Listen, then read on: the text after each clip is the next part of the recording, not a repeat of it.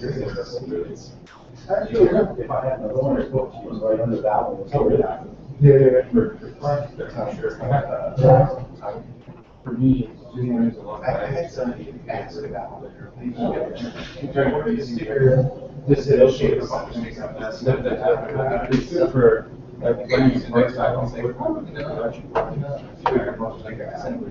extra one is an experiment and it's made so you use this one somewhere. Yeah, we have a couple of projects here that have this that use Yeoman. I know it's more for we have what we call the acronym is CDD. I can't remember the Center for. But basically, it's our analyst platform we use across the years. So, that basically lets people kind of plug into this the full data is created by the analyst. So you can use Yeoman to basically generate like different graph templates, basically. Okay. Yeah, I mean, I just remember I was using it first. Yeah, just like scaffold stuff. Yeah, they don't want you to guys down there. They have a policy, you know. But then you also encounter the same thing where after a while it has its limitations. Well, yeah, I didn't go that far, but I was just enjoying like. So I didn't know. Just kind of getting it used. So I'm assuming you're in help. Yeah.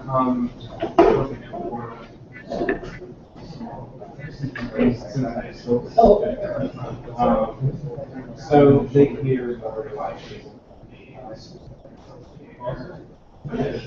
kind of you know, because most of it also happens. I know you I ended up with less than that time with their job.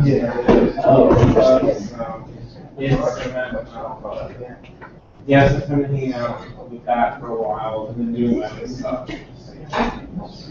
Gotcha. And so are they working I have started working with that and the other frameworks. Yeah, I kind of was doing that, talking to other artists. To do and where see the same thing on all the different ones. Oh, okay. You basically take the same product and you do it. I just started. Yeah. It's mostly just Walker first. So that's from like trying to see now.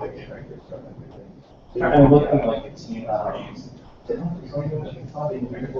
guys should do actually, we're running the UI frameworks here actually. And a lot of everything. Right there. A lot of our backend is Java. A lot of our fun stuff is JavaScript. Early on here, that's all. I mean, coming from my perspective, A lot different.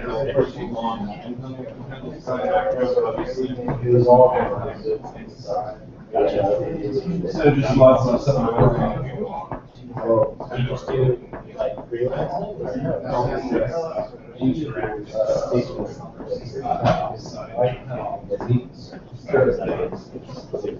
Oh, you guys here for the meetup? Yeah. Oh, okay. You can find some good jobs. So right now, every now and then, you guys do any product.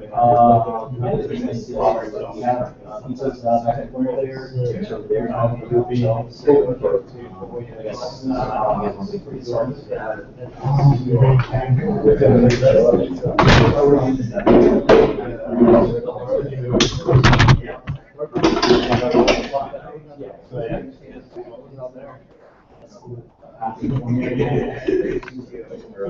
Okay. So are you like over to your yeah. Is this the first time? Yeah. Actually,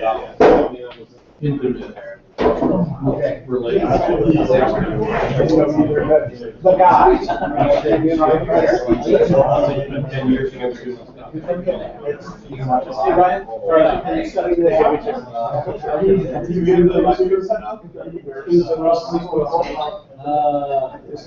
Yes, this is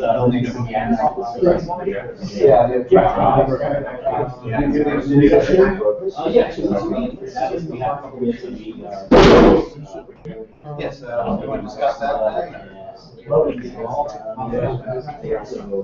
Because which means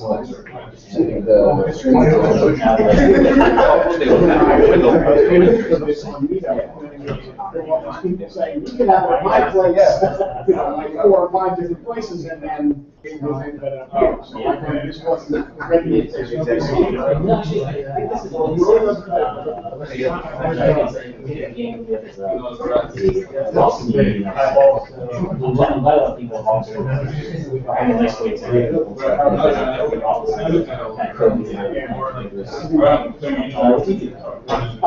Right now, I'm not employed. Yeah. I spend a lot of time looking at things that I haven't done before. I really stayed away from Angular because I thought that the Wrangle is another framework that's not like Angular, except that it's built using Angular things instead of the homegrown dependency injection framework that the Angular people built that uses AngularJS instead of the homegrown data binding that the Angular people built that uses Knockout. And it has, you know, it's the Randall,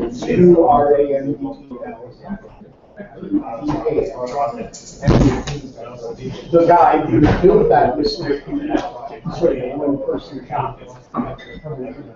He had a lot of people following him, like a Kickstarter to try to get funded, so this system is behind a year. Stuff, and he didn't get funded. He didn't get it funded. So he went back to the consulting gig, and that's all right. You know, everybody could come. I mean, I went to a meetup that was Durandal and Angular contrasted, and they are exactly except that they're. It's different. We just need bigger. The concept of and so what ended up happening is that this guy is and Angular 2 is going to have all of this stuff in the realm. So I had been sort of, I'd rather see something built with things that exist and built from scratch just so that you can say it's all one framework. It doesn't get any smaller just because it's all, it's all one framework versus using standard things. And I think, they didn't get started before it required JS. As far as I can tell, it's a juggernaut because it's what's going to be. And it really is clean and it does everything you need it to do. It really is just right. So, but now that they're getting together, I mean, I haven't seen much from the Angular team, only from this guy saying this is what's happening. He's going to keep supporting Durandal, but I can build it also. Angular when they get to version 2, which hasn't happened yet. Everything will eventually get to something. But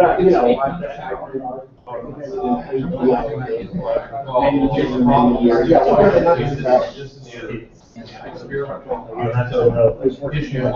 VM help presupposition and I let very go work. So how much do I need to we were both working at it. No way to do that.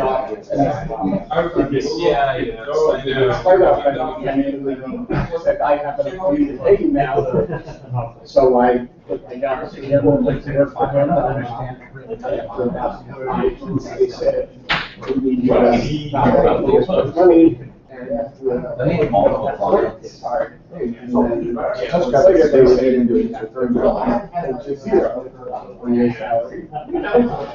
really have,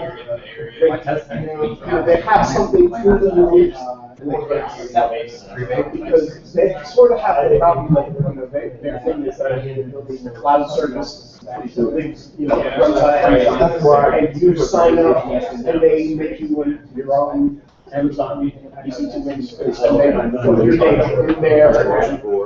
Make sure you do a 30-day free trial, and then it's, some number of hundreds of dollars per month. And the competition is consulting firms. We'll pull the HDMI from here, and there's an adapter. Take the data and put it into there. Yeah, but it's, we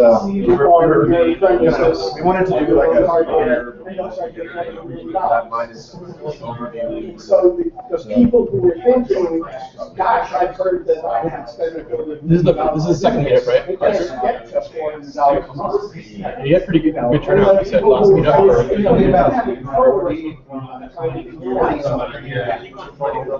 So anyway, I'm not doing anything, people that sitting around management now wants to waiting get for a them bigger to sign team. some more customers, and then I'll love you to work there again, because Yeah, some really well, we had a few people show playing didn't want to be less vulnerable, And so He said, the front end, each of those things are. Yeah, DC people say the same thing. Like, everything's too far for everybody. That was my whole reason for starting this, was to get to know how people know, especially during the week, not yeah, we do it. I don't know why, but it's so hard to cross the river.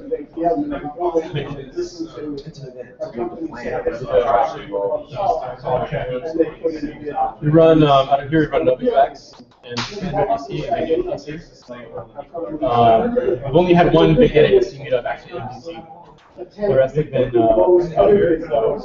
So we don't think it's. So it was like, we started making the meetups more like Node-oriented. First, and You want me to do it for you and bring it to you and show you? we got, I think, like 2,500 members at the beginning and close to 1,000 in I mean, NodeJS.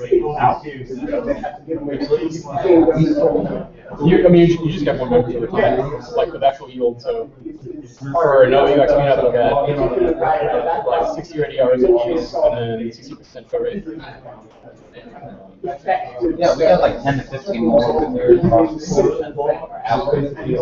The basis of most stuff is simple things. What were you thinking, like, regarding like what agenda, like when you want to start? And then you've got some smarts. That's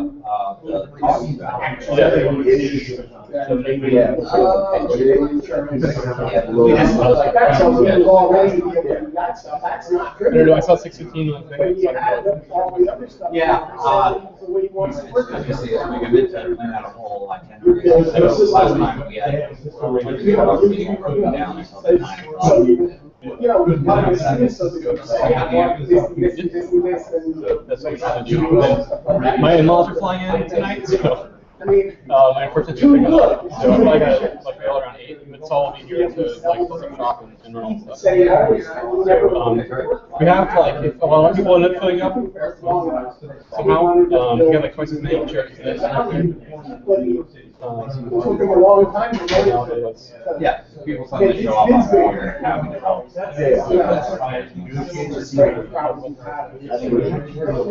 Right. My wife and I go crash. What made you want to start an Angular? Other than trying to DC, Yeah, we did, we do the DC thing, but like I said, it's far, and we figured a lot of people know about probably make them turn out. We really found that, well, there's actually, And they're all, independent people who just do anything wrong. whereas at the DC meetup, You go to the startup. yeah. So I think it's different audiences and see the all no these audience people really have concern. doing just what they want. We also wanted More than once, We also want to try and get some packages together, things like that. Look at the guy next A lot of people, door. I assume, aren't going to go to DC to hack. Probably $30 We want to try to get some more things like that going. And You really shouldn't be audience. selling what you got for $35. Yeah, that's, I think. It's hard to get a lot of things out. They have the problem that they come to one of the and so many people show up. So they all order stuff. Now they have to make 1,000 Or get it done and things like that they play around. could make it to get the most. You know, so they get they learn. Yeah, and all your real life stuff. But I've been, you know, the AGL test. We're really hoping to have some fun with that. I'll be trying for like this month. And so I visit. Yeah, I'll be traveling. You're traveling. Maybe our last meeting. So I'll be trying. First time I've allowed to. I'll be at work all the time. Yeah. Yeah. We'll have an Around the time my parents moved into town, so I can have Whole thing, you know, for something. We definitely appreciate it. No problem. Yes. Of course. You know, and, We're hoping to grow through I'm pretty much say, as long as you know that. Sort of start Not get access to it. Always look around and stay out of it. Is it your guys' first time here at our office? Yeah. We moved in here almost 2 years ago. We were on the other side of Texas for about 4 years in West Park. We actually started in Boston. So, and that's like when I was 26, whatever. Sort of thing. Now we're old. There's still not. And dying.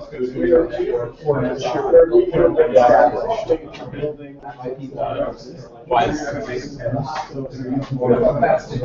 talking about. With a bunch of. Even if you guys need anything, you guys can mess around a little bit. Yeah. You can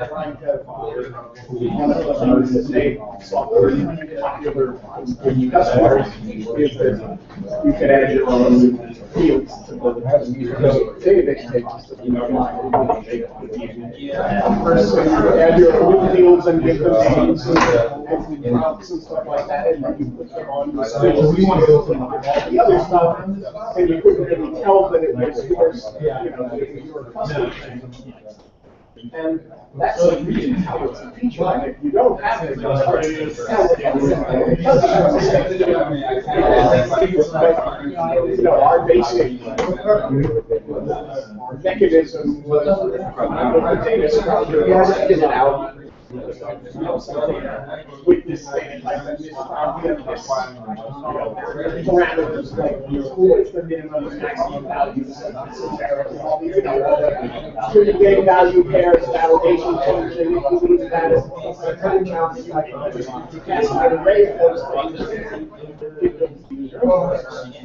I don't see that yet. It's good. You know, everybody wants you to. Now, this is a good interview. I should think. Your secret of the video that built well, these are the things that go on. And what if you were trying to build it? Build something so that they can read that. Well, of course, because any it's so much with real doing. Yes, I mean, I know sort of about very that's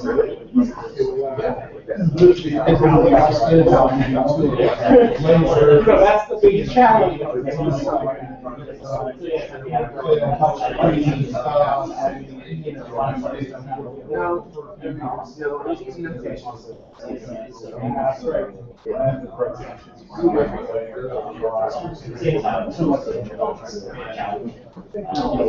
You've got that, and then of course, really valuable items. Never try to be a customer.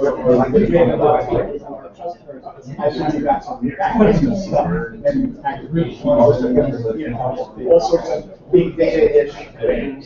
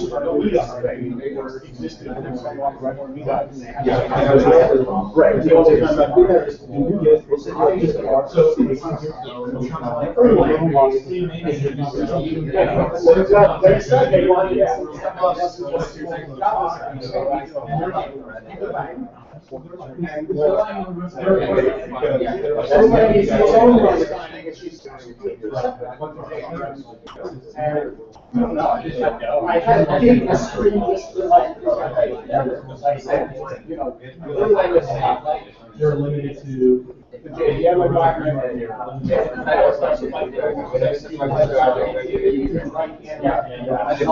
language the same way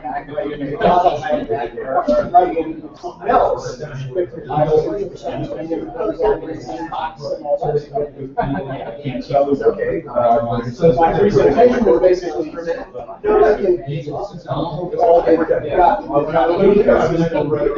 use this language.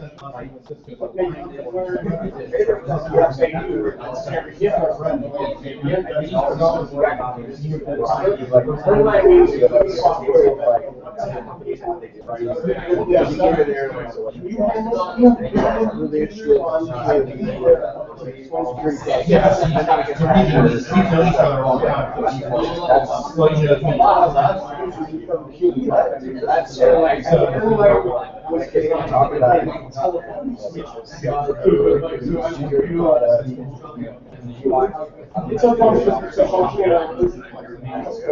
pretty close to it.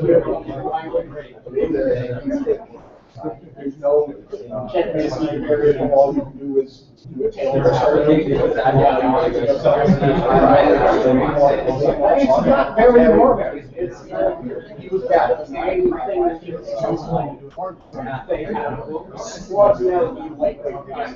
I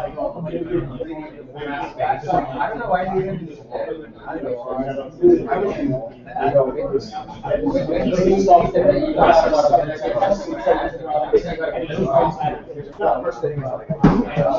It's not uncommon to have coming and going. It would be common to have a process that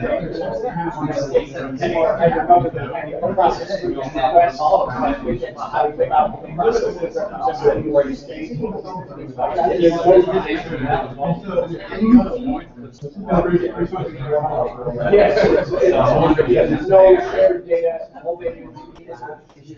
The only way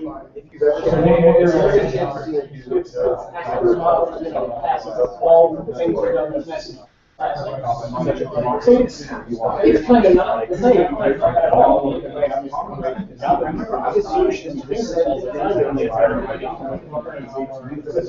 Use another thread, or you like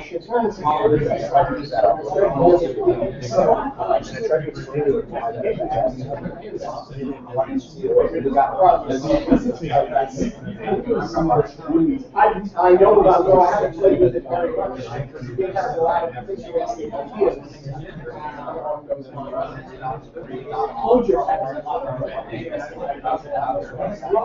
The only environment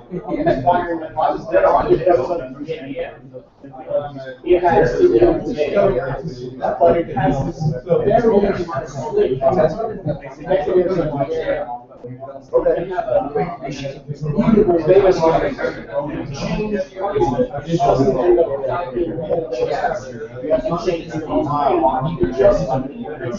So it arranges tree structures of things, so that basically, I was the same except for this one. Trees. I mean, I asked him about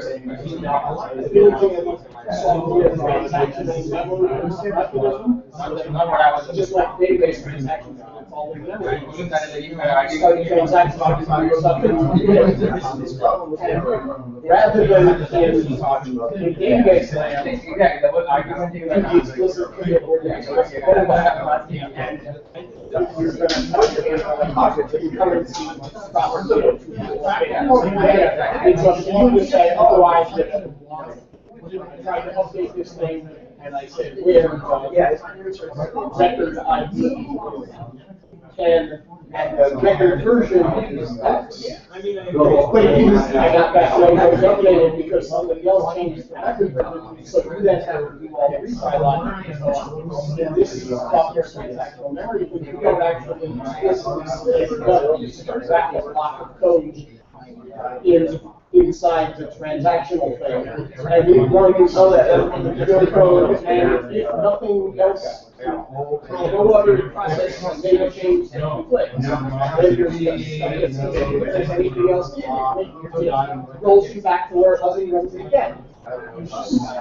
This is that's a very high level, a very powerful idea. And, you're talking about something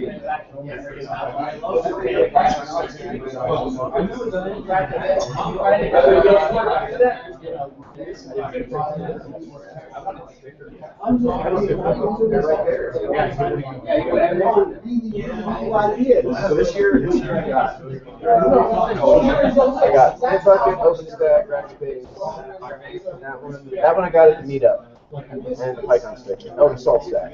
See, that's actually what I want to do with. I love Firebase so much.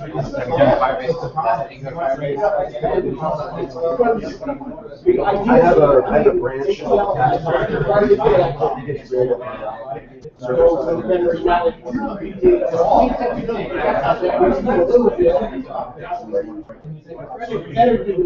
More than zero.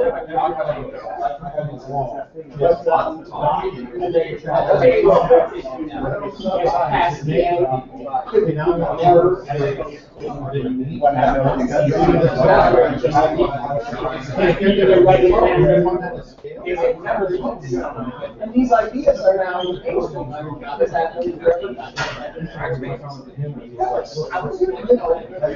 if we were perfect, we would need something. That's not gonna happen.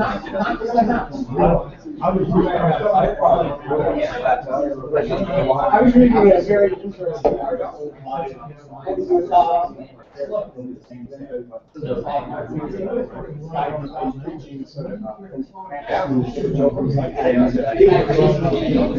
He really thinks that he wrote a blog post that said, this guy reduced the mortality rate by making doctors wash their hands. And back then, the doctors weren't washing their hands. Weren't unprofessional. It's just they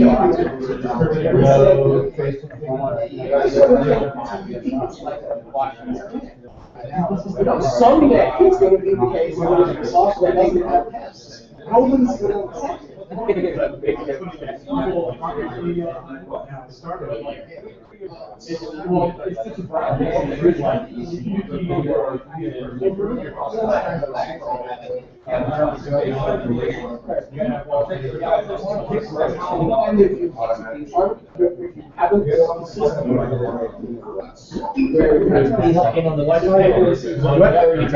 Yes, straight away. It was just misbehaving a little bit.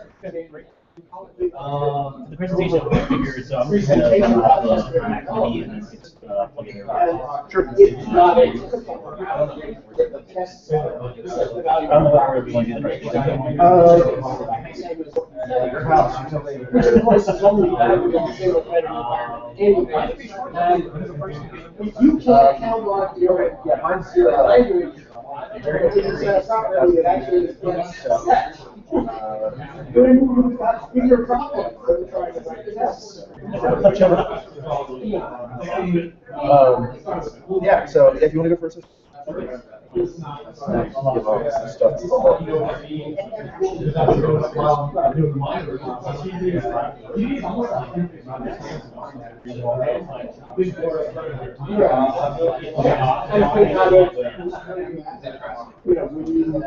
you're trying to write a test of something, it's like pretty.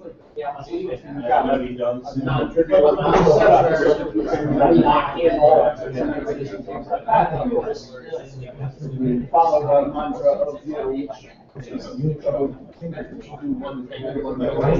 well and all that stuff, then you're not going to have lots of pieces of code with dependencies. So as soon as you try to run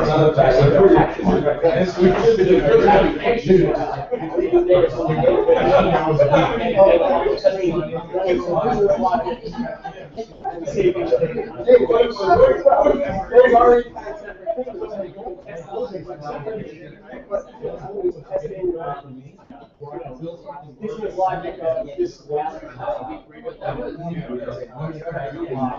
discharge date from the hospital has to be after the admission, long or after the admission. That's not hard to do. What would your test be? They're going to be based on adding values by having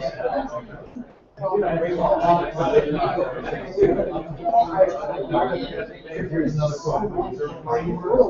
So many ways to use new languages popping up all the time because people don't. You look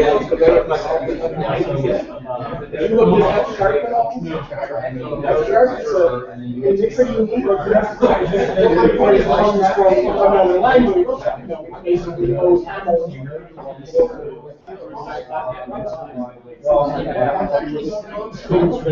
Allow you to hook it up to .NET. It's there. Changeable. It's not changeable. That's a good way to program if you want, concurrency is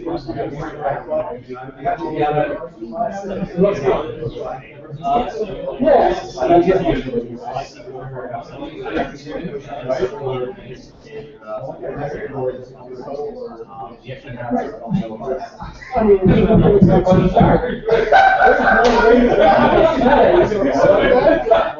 my purpose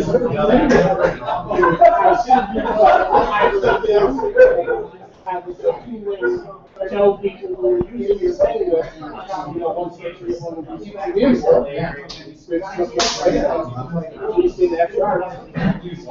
you can have it, you get a mutable by default, what you ask for. I haven't played with it very much because it's too multi-threaded. Yes.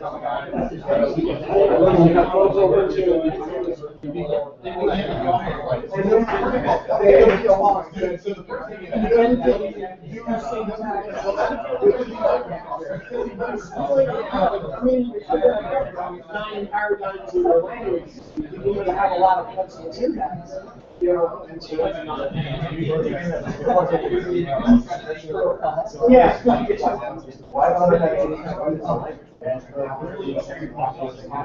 Right. Fortunately,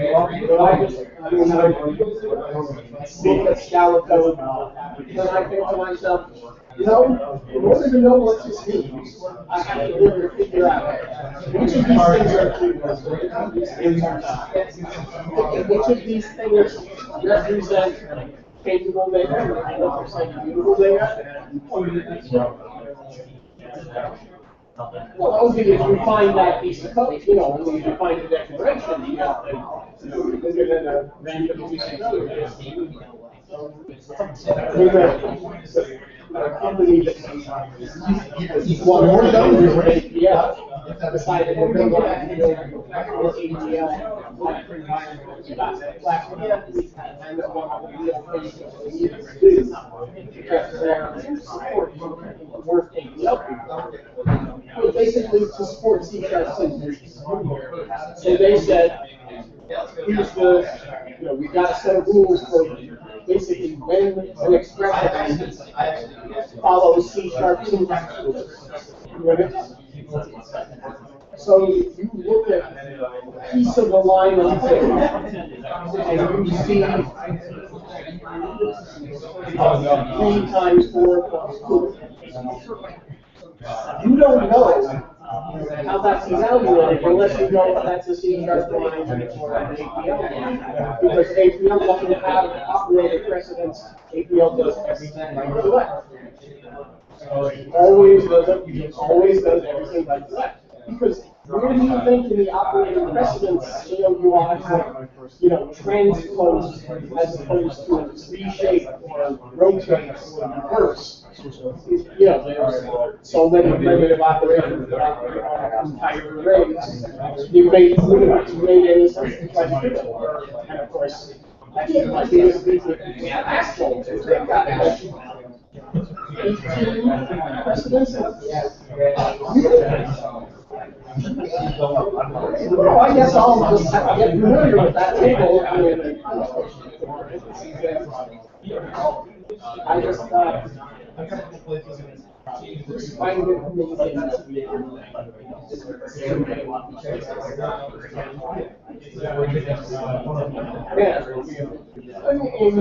In the 90s, Microsoft has typically had very smart people. The thing is, one point of Windows 3.1, they were going to have the next release was going to be much more robust operating system because they were going to do this thing of parameter validation, API calls, and it said you're passing in an end of it actually and if it wasn't, it would return with that's a bad parameter. How do you figure that out?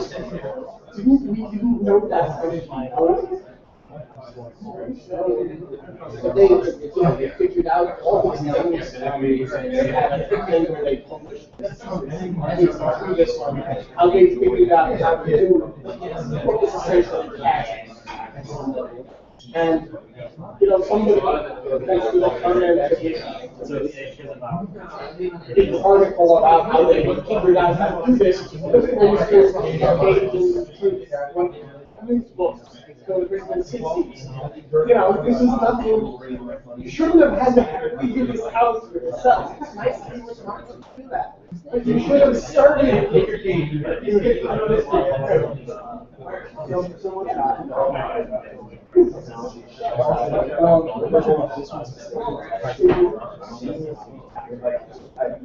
You know what? Actually, read the article place, and to be honest with you, one of the things I had to do is present Angular itself. So it's all this bunch of right out of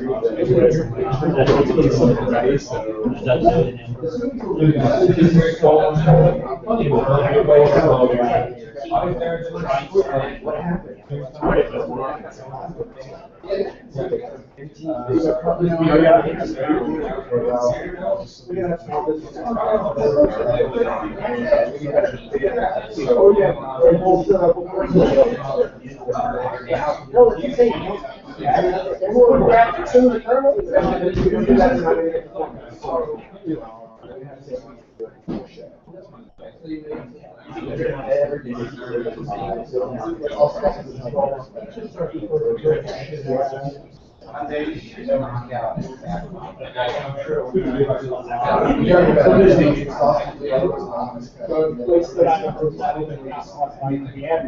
one of the things I was focused that some of the short-term things will go away. Five-year plan. Yeah. Five-year plans makes a lot more sense than we're thinking about building a backbone. Thinking of like software. Everyone, we have now learned that software. They may have a lot of places that make software. Software comes one from six. That's the thing of it. We had situations, a guy comes in and said, we gotta add this feature. Okay, I can add this. But my application, we have this whole service. We work on this feature. The other applications are all going to have to we're all going to have to know whether this is whether this feature being turned on, and they're going to have to change the behavior, and they're going to have to figure out how to get it in. So I fix this in this. But in order to do this right, I really need to go to the other applications. Try to figure out how to build something that will allow it to happen. But if we don't do that, it's going to cost us 5 days over the next 10 years. Because we'll be building all this shit that's all belongs together, and the answer would be 2 weeks, not 6. 5 man years down the road. So what?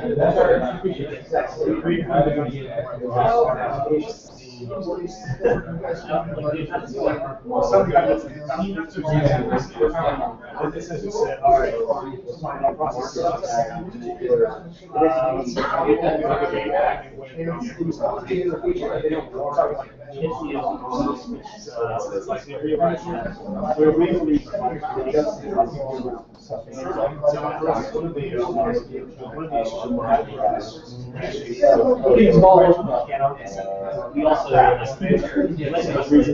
this week we scheduled so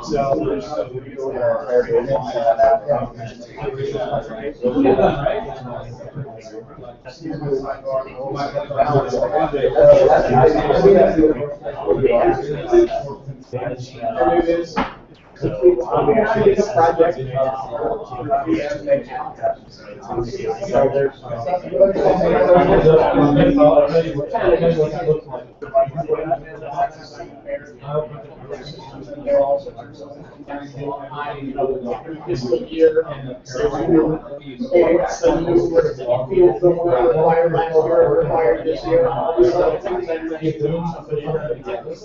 updates.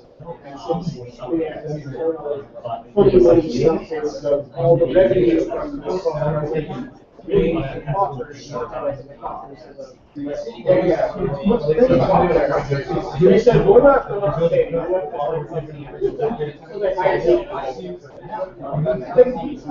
good choice. I mean, we on the software on the US software. So I went off and do that work. When they do that work, we work to the software. And I do that. And I see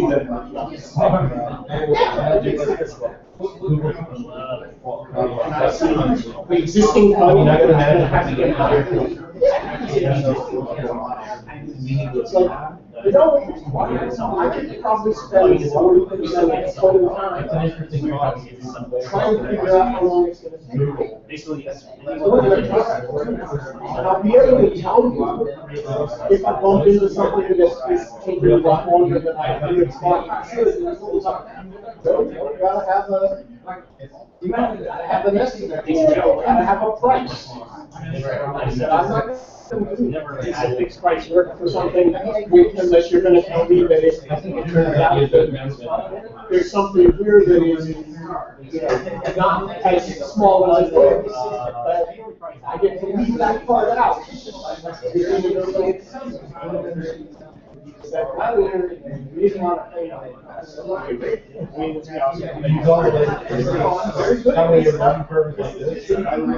I think very well do. I'm not. So we ended up doing it. I did put together this big abstract. He agreed to the audio model rate as opposed to end. So my intention was pass that on the theory that I can't do it.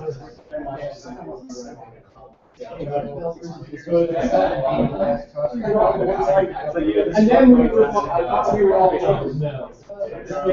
Canadian guy who I was taking the updates, put it on, even at hospital, calls me up afterwards and said, put the updates in, and now this thing that they've been running for 3 days since 2008 doesn't work like how I talked about it. And I said, we didn't touch 20 things. It must have been that something else. Well, they say nothing changed. I was like, oh. It turned out that all they did was you have to shift all the flat files that were being processed. Why one carries some of this thing called metadata numbers ended with E. Because that was the first letter. Language code. I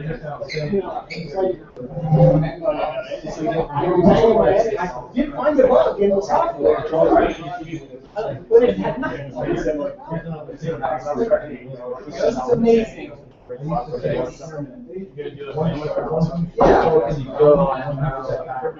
realize that.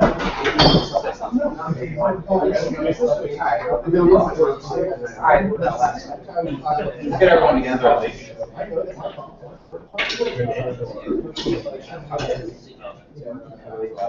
There we go. Ready to start?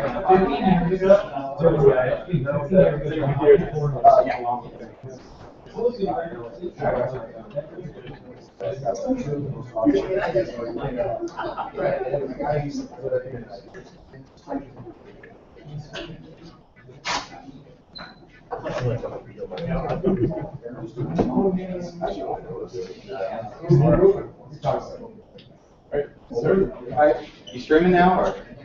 Yeah, we're on. Oh, okay. Yeah. So we want to welcome everybody to our second meetup. We want to definitely thank Addis for hosting this one. 2 talks tonight are going to be on JavaScript tooling and testing and JavaScript scalability.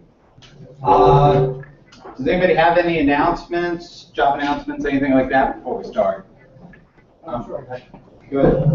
So I'm from CapitalOne.com. Capital One. We're essentially going to be looking for a lot of AngularJS developers. We're looking to, for lack of a better term, re-platform our website, so the entire CapitalOne.com, sorry. And we're trying to use the latest release of AngularJS. So we're looking for something different, something challenging, great environment. Actually, I'll be hosting for the next meetup. So Thank you. I'm Danny Blue. I work at Deloitte Digital in Arlington, and we're currently looking for pretty much all developers at this point, but we are looking for some strong front end, a lot of JavaScript, stuff like that. Not specifically Angular, but JavaScript architecting in general. So yeah, if anybody's interested or looking, come talk to me when we're hanging out after. Thank you. Any more? Yeah, so we're at this right here. So you're going to hear about a lot of what we do in the second talk that's also giving. So we're hiring across the stack. So if you like what you see, if you like the space, talk to us all when you're done. So, thanks. Wanted to make a couple of announcements, I guess, for the future. We're looking to start a hack night just to get more hands-on event sort of thing going on. Be very casual. Any of you interested in that sort of thing? Maybe show of hands, just kind of hack around, give some tutorials. Okay, good. So we'll definitely get that started. We might do one maybe in a couple of weeks. It's going to be, this first one, it's probably going to be a little impromptu. We were thinking about maybe doing an IRC bot with an Angular front end just to sort of get something kicked it off. If you guys have any pet project ideas, anything like that, post a comment and we'll get going with that. But nobody else has anything else to say. I guess we'll turn it over to Greg for the first talk. Cool. No signal A.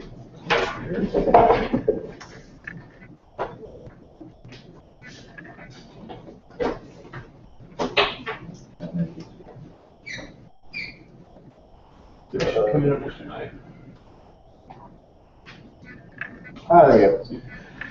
Need a chair. Okay, so I'm going to talk about tools, opinions, and crazy bosses. Because why not? So the first thing is everything I'm going to talk about is ridiculously opinionated in terms of implementation and how it kind of works. So if you get like super excited about something and you go home and you install it and start playing around with it and it kind of acts weird and is completely not what you were expecting, that's probably why.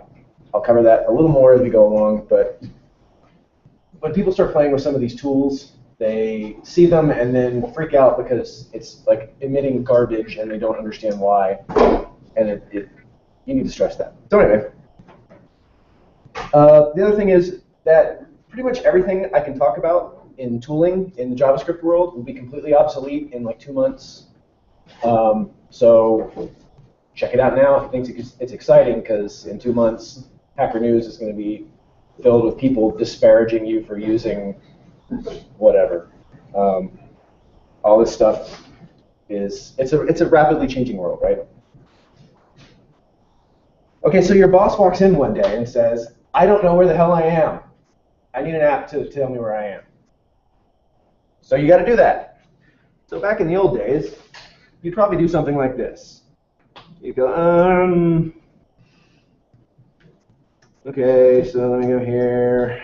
Now, he wants a web page, so I'll do that. Okay, come on, there you go. So, right, and then you start going.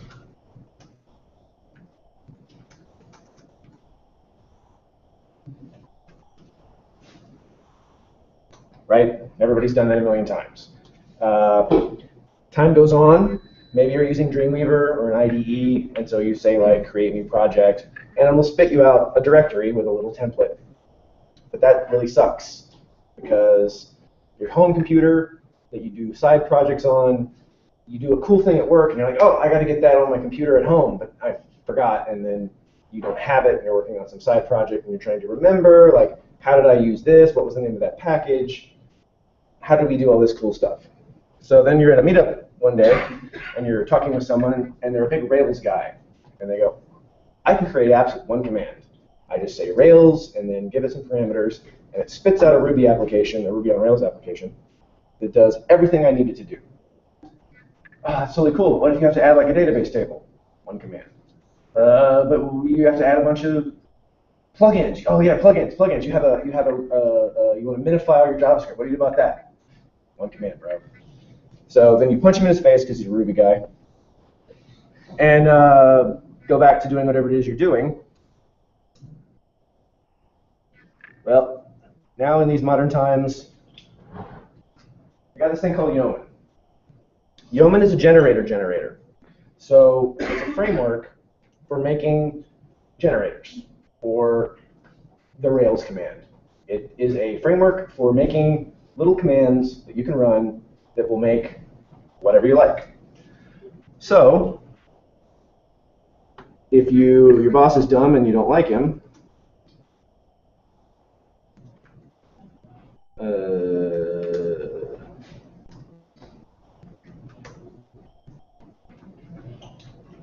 so we install it, obviously. It's an NPM project, so it installs like 800 million megabytes of literally everything in NPM.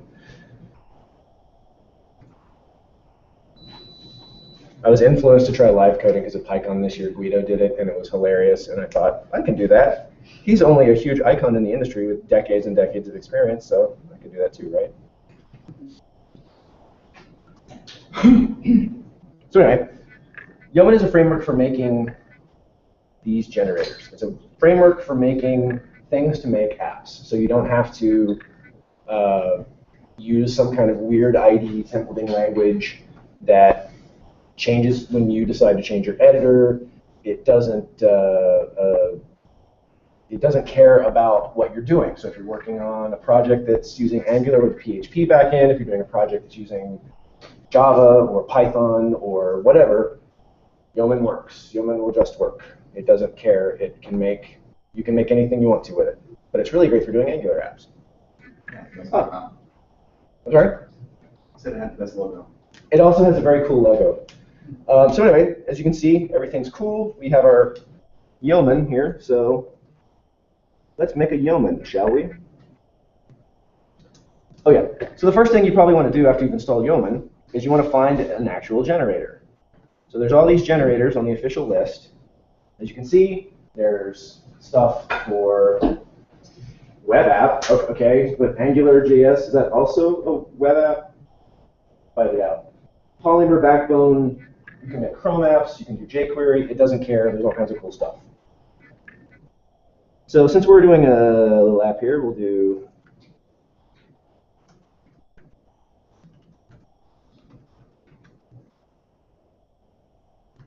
those for Angular. Whoops.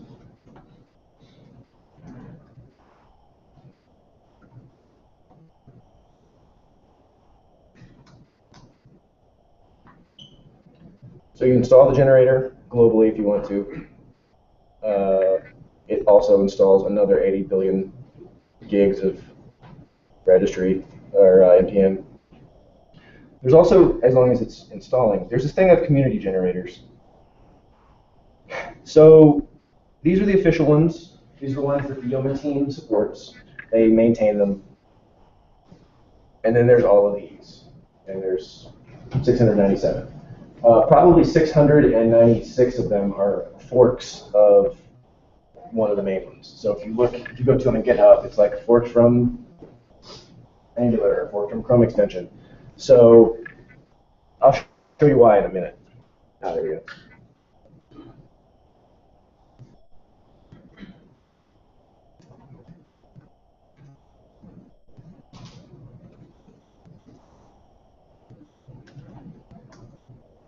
So we just run it. Hey, neat.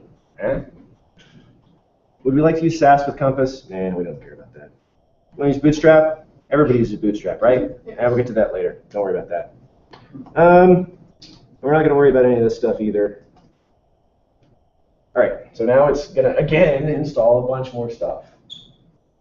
It literally installs, I think, everything in NPM. Some of those look like they might have been there before. Does it really just make sure that yeah, you've got there's the same thing? For this, it's not installed globally. It's installed in your package or in your app. So some of it's cached. If anybody has any way to sanely explain to me how NPM decides to do caching, I would love to hear it because I've had it do incredibly weird things to me from time to time. There you have you infernal machine.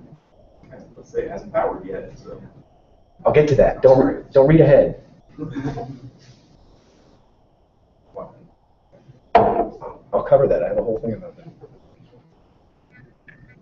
All right, hurry up and install. Is anybody actively doing lots of node development and used to staring at NPM output? Anybody? Anybody? Okay.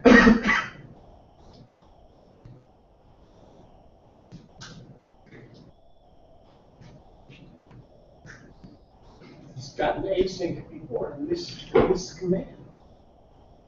It's getting there. Hurry up, you. Is it yet? Yeah, everything. Yeah, some of it's cached. The 384 means I didn't go get it? Yeah, some of it's cached. 30. That makes sense. They got $1 million to run registry. RF will break all the cache down.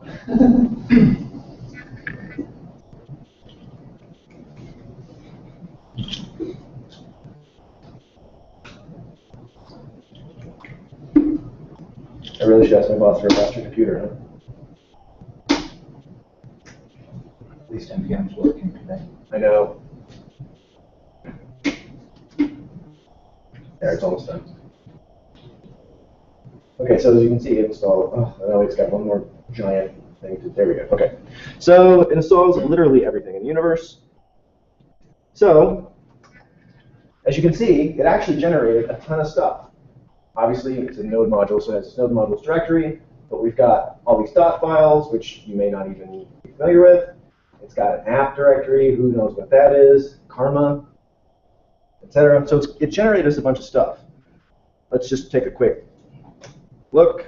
Okay, we've got an index. We now have an index HTML, which, as you can see, is pretty crazy. It's got all these comments and all this stuff, and it's got, wow, it created us a bunch of stuff, right? That's when I say it's opinionated. It's going to spit out lots of things that the generator has been programmed to do. And you may look at that and say, I don't want all that garbage in my file. So, but we'll get to that in a minute on what to do.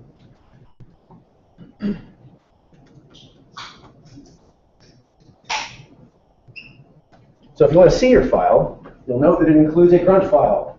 Grunt is another cool thing. So I type grunt serve, and then it magically serves me up a page. No, I didn't have to write a little node server. I didn't have to use Express. I think it might actually wrap some of that under the hood, but that doesn't really matter. It serves up your page. And then it does another little trick as well. So when you do grunt serve, you'll note that it says waiting. It spits out a lot of useful utilities, like, so if we go down here and we say,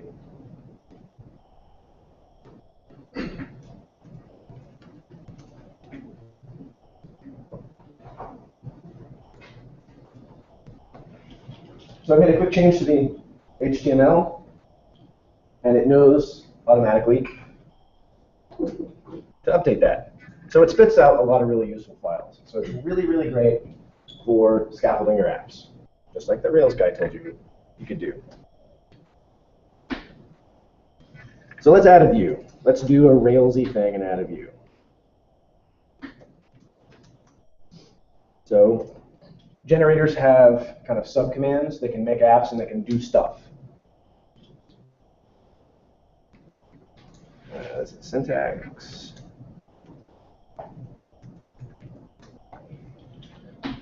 So we'll add a view, and it makes us a web page.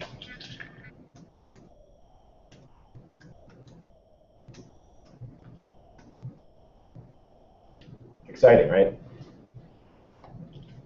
When you write a generator, all those generators you saw on the community page, all of these guys, those are the things that you write yourself. Obviously, you would write them yourself, and you would keep them in source control, and you can then share them with the rest of your team. So now everybody who says, yo, Angular view location will get the same output. So your whole team is now suddenly in sync, even though it's just you writing an app for your dumb boss.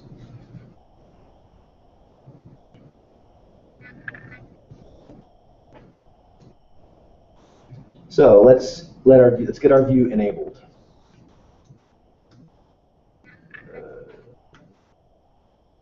Here.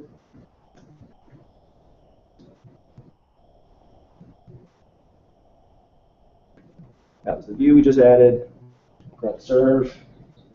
Call that. Magically, we have a location view, right?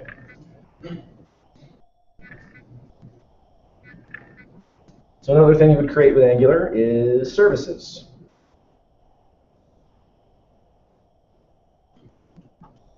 It'll do that too.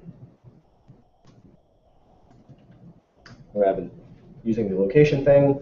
Boss needs to know where he is. Note that it creates a spec as well for your test. Which is deep. Oh yeah. It creates a file with that indentation, which then causes all sorts of problems in reloading.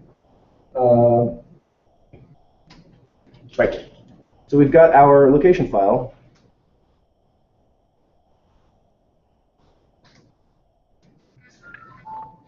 Which is just a basic Angular service. So since we're trying to figure out where we are, we will use a little geolocation code.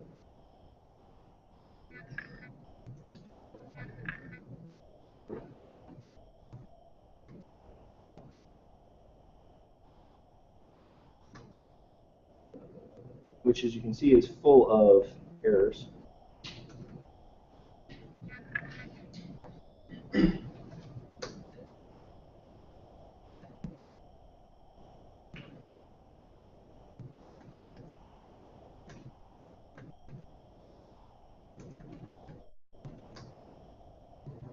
Okay.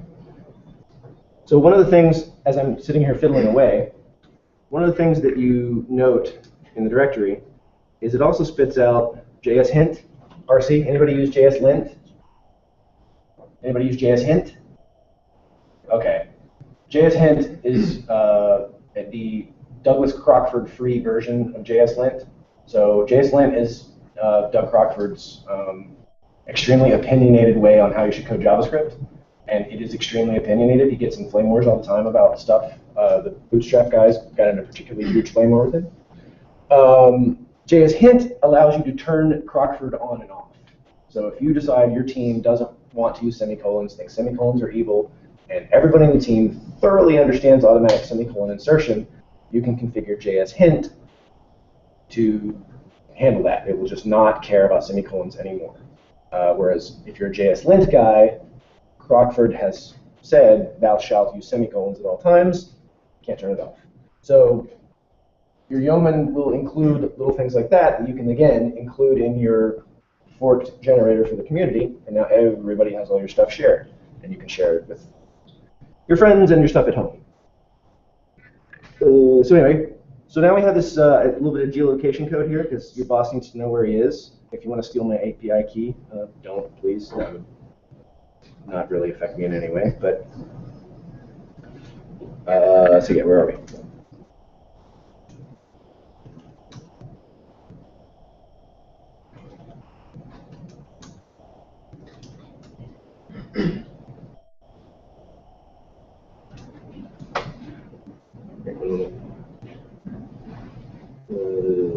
Oh yeah.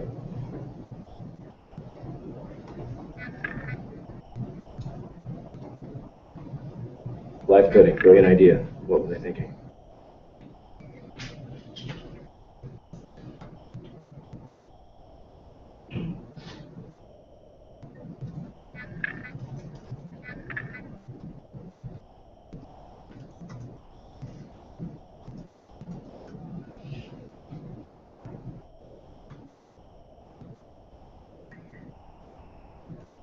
Ah.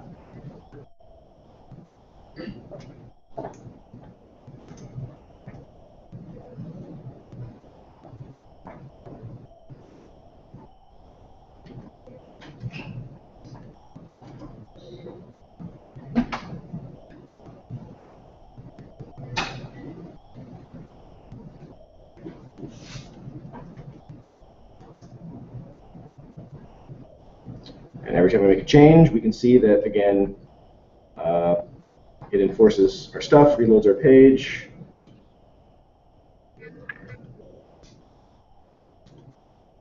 What am I forgetting?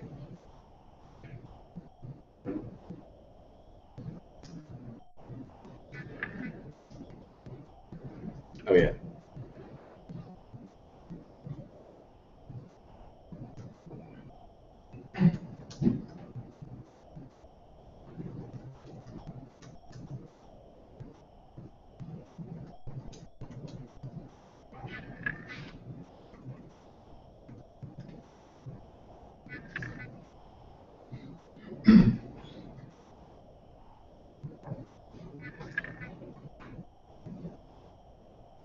Okay.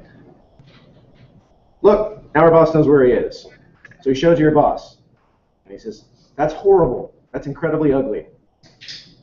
I can't look at that all day. I'm management. Which brings us to our next thing, which is Bower. Bower is awesome.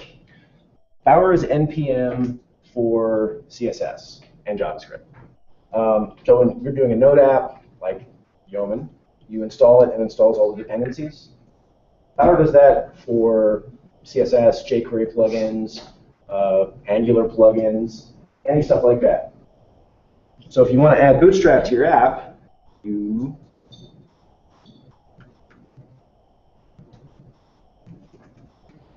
so I'm going to do that. Note that I'm passing it a specific version because I haven't switched to Bootstrap 3 yet, and it's weird, and I tried to use it and it didn't work. So I'm sticking with 2.3.2 for now. Anybody gone to 3 yet? Is it awesome? Yes? Yeah, that's good. Okay. I did one thing with it and it didn't work. And so anyway. So the install process with Bower is, again, you pretty much use it just like NPM, only it's Bower. It resolves all your dependencies. And you'll note that it's, again, with the opinions, it installs everything in a directory called Bower Components, which you can actually set. It took me forever to figure this out. I don't know why. You can actually set the location via a little dot file in a project. So if you're using a particular server thing and you don't want to serve all your files out of the root Bower Components directory, you can change it. But again, opinions abound in this stuff. So now we have Bootstrap. Oh yeah, I forgot to exclude it. So we just need to enable it.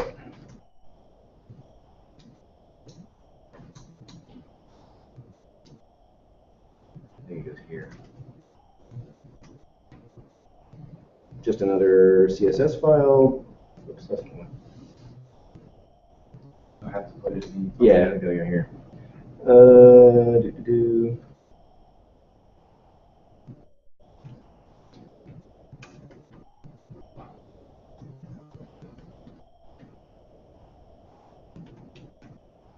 I think that's it. You bootstrap before this. Oh yeah.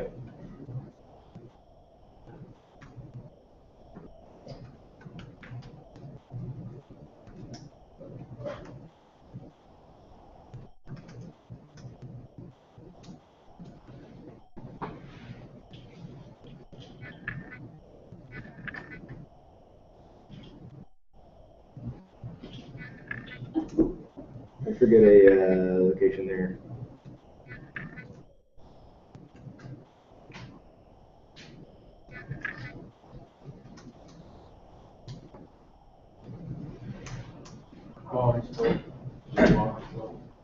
You don't have the app. Oh, app. Yeah, it's probably absolute path. You're right.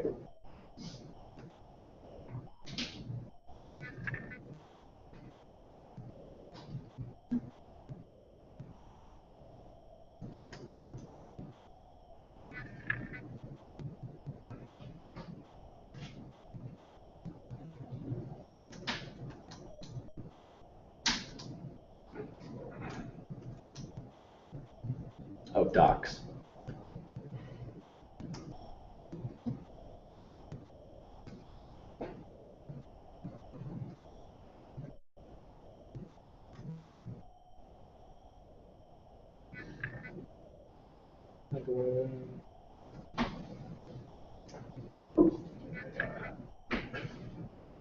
Well, anyway.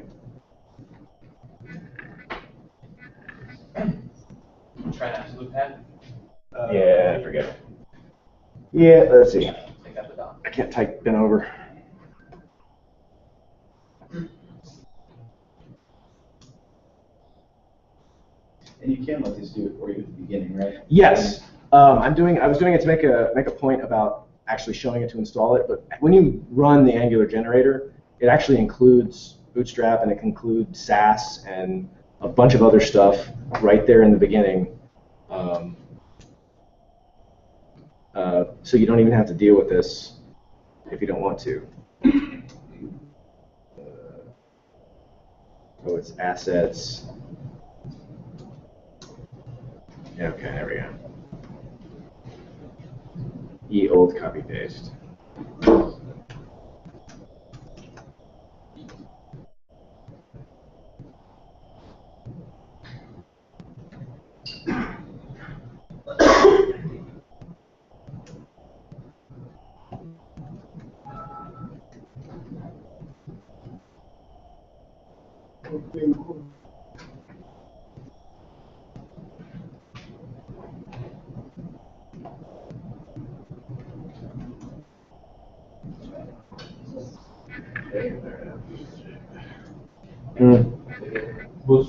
Yeah. Oh.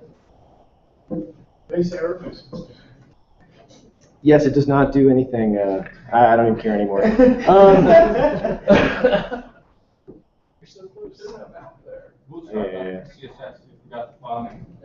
Oh, you're right.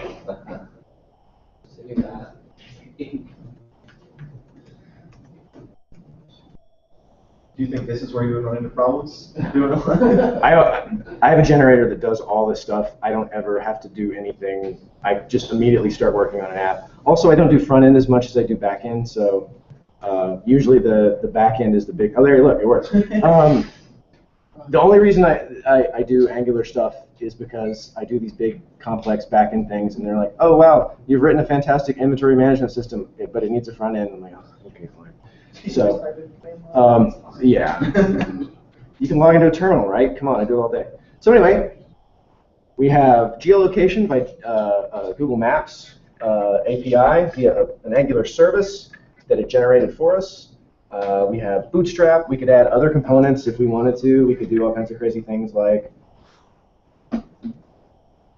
although that's guaranteed to explode because some of the Angular components, you have to actually do a little bit of searching. It will try to send you the source code as if you are now going to hack on Angular UI in your app, and it's not going to send you the things you need to use Angular UI in your app. So you have to be kind of careful in Bower because it's like the Wild West in the registry. The other thing is it caches a bunch of stuff because it caches all those dependencies. But I have experienced this thing, as apparently you have, where you'll have a thing that depends on a thing, and then you have a thing that depends on another thing, and those two things are conflicting, and now your entire dependency tree is whacked out, and it can't figure it out, and now nothing works. And the big thing that I do all the time is, I think, I run Bower cache clean all the time because, as you can see, caching is whacked in Bower. So if you decide Bower is awesome and you want to use it, and you should, if the one thing you take home other than that is Bower cache clean, that makes everything better, except when it doesn't. Tried to run their own Bower server like on your end? I have not.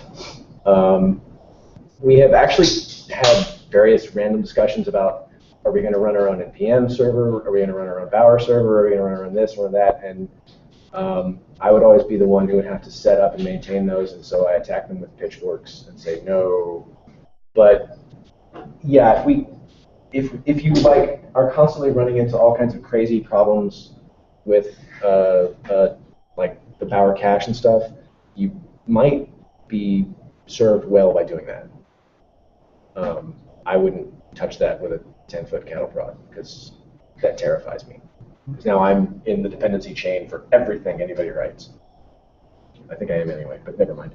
So we've got our app. We did an app. The other thing that I didn't really go into, that you saw me type a bunch of times over here, was Grunt. Grunt is a task runner. It's make with brains.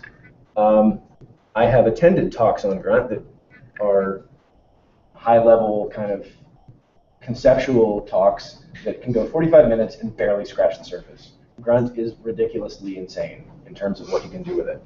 And like Yeoman, it's not specifically a tool for JavaScript stuff. If you can use it to drive Python, you can use it to do all kinds of stuff. But as you can see, right now it's just serving our app, and then it's basically doing fs.watch on anything in the directory, and every time an event fires, it'll minify your CSS, it'll manage any images you have, it'll do anything you need it to do. But it's a big framework like Yeoman. It is ridiculously complex in terms of things you can build. What are your feelings on the other task runners for JavaScript? Like Gulp and Broccoli. It's really fun. My biggest feeling is that it's really fun to go into Hacker News in a sock puppet and troll the heck out of everyone because everyone gets super rough. That's, again, with the opinions and how all this stuff is going to be out of date in 6 months. So like Gulp is super awesome because it basically recreates the pipe character in shells. But Grunt legitimately has deficiencies in certain things in that it can't really pipe things. You can't really get the output from task A and get it to task B without using some like temporary files and stuff. And it has some limitations, which is why Gulp got created. And I guess Broccoli got created because he was bored. I don't really know why. It was one of the Chrome guys did it. Some people love it. And Grunt is stable and mature and robust. And if you are pressed for time and need a task runner for web, node projects, stuff like that, you can't go wrong with Grunt. If you have a legitimate shortcoming in your application and you're running into problems, there's other stuff out there. And of course, this is JavaScript. All this stuff will be rewritten from scratch in 6 months anyway, and have a new name and a logo and all that other stuff. And everybody in Hacker News will port all their stuff to it and call you names. I've been running Grunt for a while. It's awesome. I just started switching over to developers projects. It has its uses. If you're used to Node, it is really cool. Yeah. Oh yeah, it definitely has its use. I mean, it's a good tool. As a safe bet, Grunt is the way to go, I think, because it's just so. It has its own plugins, as you can see, like 80 million of them, 2,000. We have a project with 600 files, and that library load that you're showing with Grunt takes about 90 seconds. The compilation, jshint, jslint, everything for any change you see, it's about 9 seconds. 9 seconds. Switch to Go, it's 40 milliseconds. Really? Well, that's the we've run into a limitation of Grunt, and we need to get around it. That's definitely. Was it just taking too long to? I mean, was there a specific? What was the limitation in the process? It's 9 seconds. It's just a killer to see any small difference. We compile all the HTML templates into use HTML to JS. Okay. Just regular stuff. JS and JS lines. No unit tests, no Karma, obviously. Whenever say just the library log stuff. 9 seconds to 41 seconds. That's a pretty big win. We did a hackathon where we used the Yeoman Angular, right? And yeah. When you do the copy disk particular one, that took on my machine SSD 45 seconds. I had other stuff running, but it was like ridiculous for like a 48-hour hackathon. But like there's like Gulp is like 6 seconds. Oh yeah. Do stuff like that. Yeah, I mean it's pretty awesome. It is. And if you're really experienced with like events and the whole node like the node thing, I think it's good. I mean, you can't really lose in any of these tools. They're all other than obviously going from lots and lots of seconds to milliseconds. I mean, that's not a win, but you know what I mean. It's great to start out. It's a good Grunt is safe to start, and then when you run into problems, branch out. Anyway, I think that was the only other couple of things I wanted to mention, in case you're not familiar with them. There is, for Angular, there's a thing called Batarang, which is just a plugin for the inspector window. And as you can see, you can click on stuff and go, look, there's all my scope. In this particular scope, those scopes are, if you understand that Angular scoping works at the low level, those are the scopes. In a big application, like our application, the Batarang is insane, and it requires an entire 4K 40-inch monitor to see stuff sometimes. But if you're kind of just curious what's going on in a particular scope, like why does this not have a scope, and you're done with doing console.log, you should look into Batarang for Chrome, and they have a beta for Firefox now. I think it only works on, I want to say the Aurora build, and it's beta, so you're using a beta on a beta. So your house will probably burn down, but yeah. But if you're a Firefox guy, take a look. I didn't really go into testing because I know everyone here absolutely has 100% test coverage and doesn't need any motivation from anybody to say you need to test your code. But you can have Grunt do your unit tests, your generators. Of course, all the generators that you make are going to output tests, and you're going to have 100% coverage. So we don't need to cover that. Oh yeah. I have to data I have with other developers. Do you source control the like any generated files when you do these things? Or do you ignore those and have everybody run their own? Like which generated For file? instance, if you're concatenating all of your JavaScript into a main JS. Oh no, don't source control that stuff. That's right. Yeah, mostly, but people have argued that it's for different projects. I could see the argument being made. I wouldn't do that, but I could see it being made. Sure. We've actually had problems where sometimes our firewall at work will block power when it's because of the Git SSH protocol. Really? Yeah, which is a huge pain. So like today I had to run down to the coffee shop on the bottom floor to update my stuff and then run back upstairs, which is a huge pain. But in situations like that, we will source control, generate files just so somebody can pull them down. We're source controlling a bunch. What are we doing with, we've checked in all our node stuff into source control, like our node modules, but that's because we're insane, right? That's because we live in DoD world where you don't have internet access. Yeah, that's the other thing. So the one last thing I wanted to show that I pimp a little bit, it's a neat little thing. This is another one of those things that isn't a default generator, it's an editor config. This is just a way to, this is like an emerging standard that people are pushing, and I think it's a really good idea, because we actually have a problem at work in 2014 where our team doesn't all agree on indentation standards. Now they do, because they use this, and you can get it plug in for pretty much every editor that's worth using, and it'll automatically enforce your coding standards with indentation and tabs versus spaces and all other stuff. If you've used VI or Emacs, you can put the little magic line in the first line or the second line of the file that'll tell you this is a whatever file and this many tab stops, and it's like that. And those are starting to, that's in all the default generators and many of the community ones because they don't change it since they're all forks of the default generators anyway. I think that's it. We've satisfied our dumb boss's need to show where we are at any given moment, and that's it. Has anybody got any questions or comments or things to throw at me for attempting live coding because I saw Guido do it? Anybody?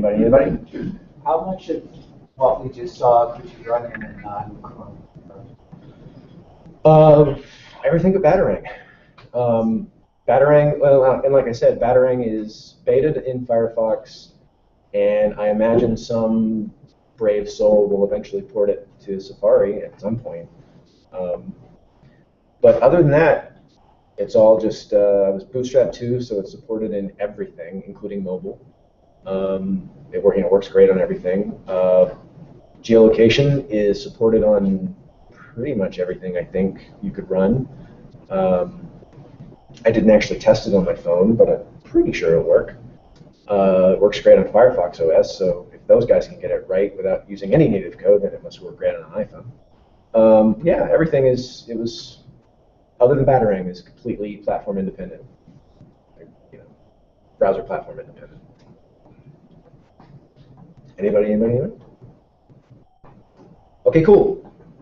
I have one question. Oh, sorry, I yeah. didn't mean to start with when you minify everything. Yeah. So Grunt dist, I think it is for that one. Yeah.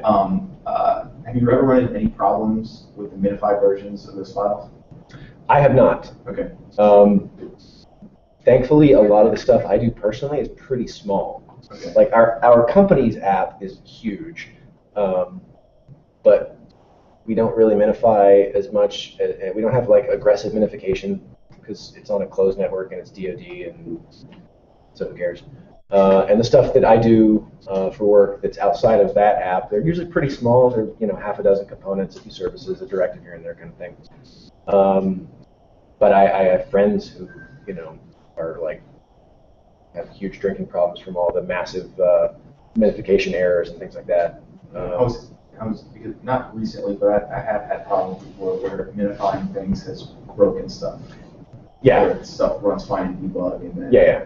Well, I mean, even outside of Angular's like magic minification rules, I have friends who are like, I minified something in jQuery and it just exploded, and I don't know why. And, so I've always been really gun shy about minifying until I actually have like a business case that our monthly bandwidth bill has gone over X. You got to get our bytes per request down, because it just freaks me out that it's going to explode in my face and I'm going to be there all night kind of thing. Isn't the minification thing only for the first time somebody comes? Well, it minifies it on the server, but Right, but I mean, once they downloaded it non-minified, they're not going to download it again. So. right. But it worries me that I mean, it's always cached anyway, right? Right. So So the bandwidth to bring it down isn't. right, but if we're growing huge, Yeah. if we're getting exponentially more hits a Million more minute, users. yeah, if we're like on the front page of Hacker News and oh my gosh, we're all but like our app is on closed networks and DoD, so they have more than enough bandwidth. So we don't minify really much of anything, I think. And my apps, the apps I write for work are small.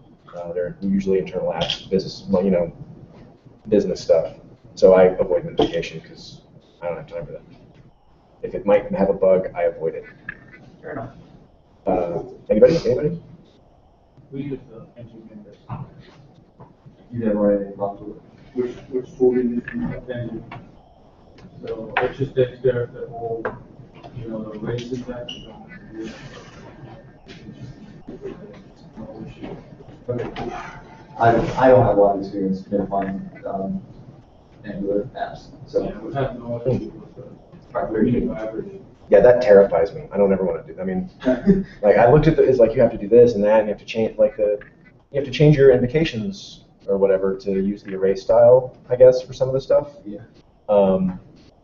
And like that would mean I would have to my generator that I use for doing node-based apps that spits out a bunch of Angular stuff. I'd have to rewrite that because it doesn't use minification-ready Angular.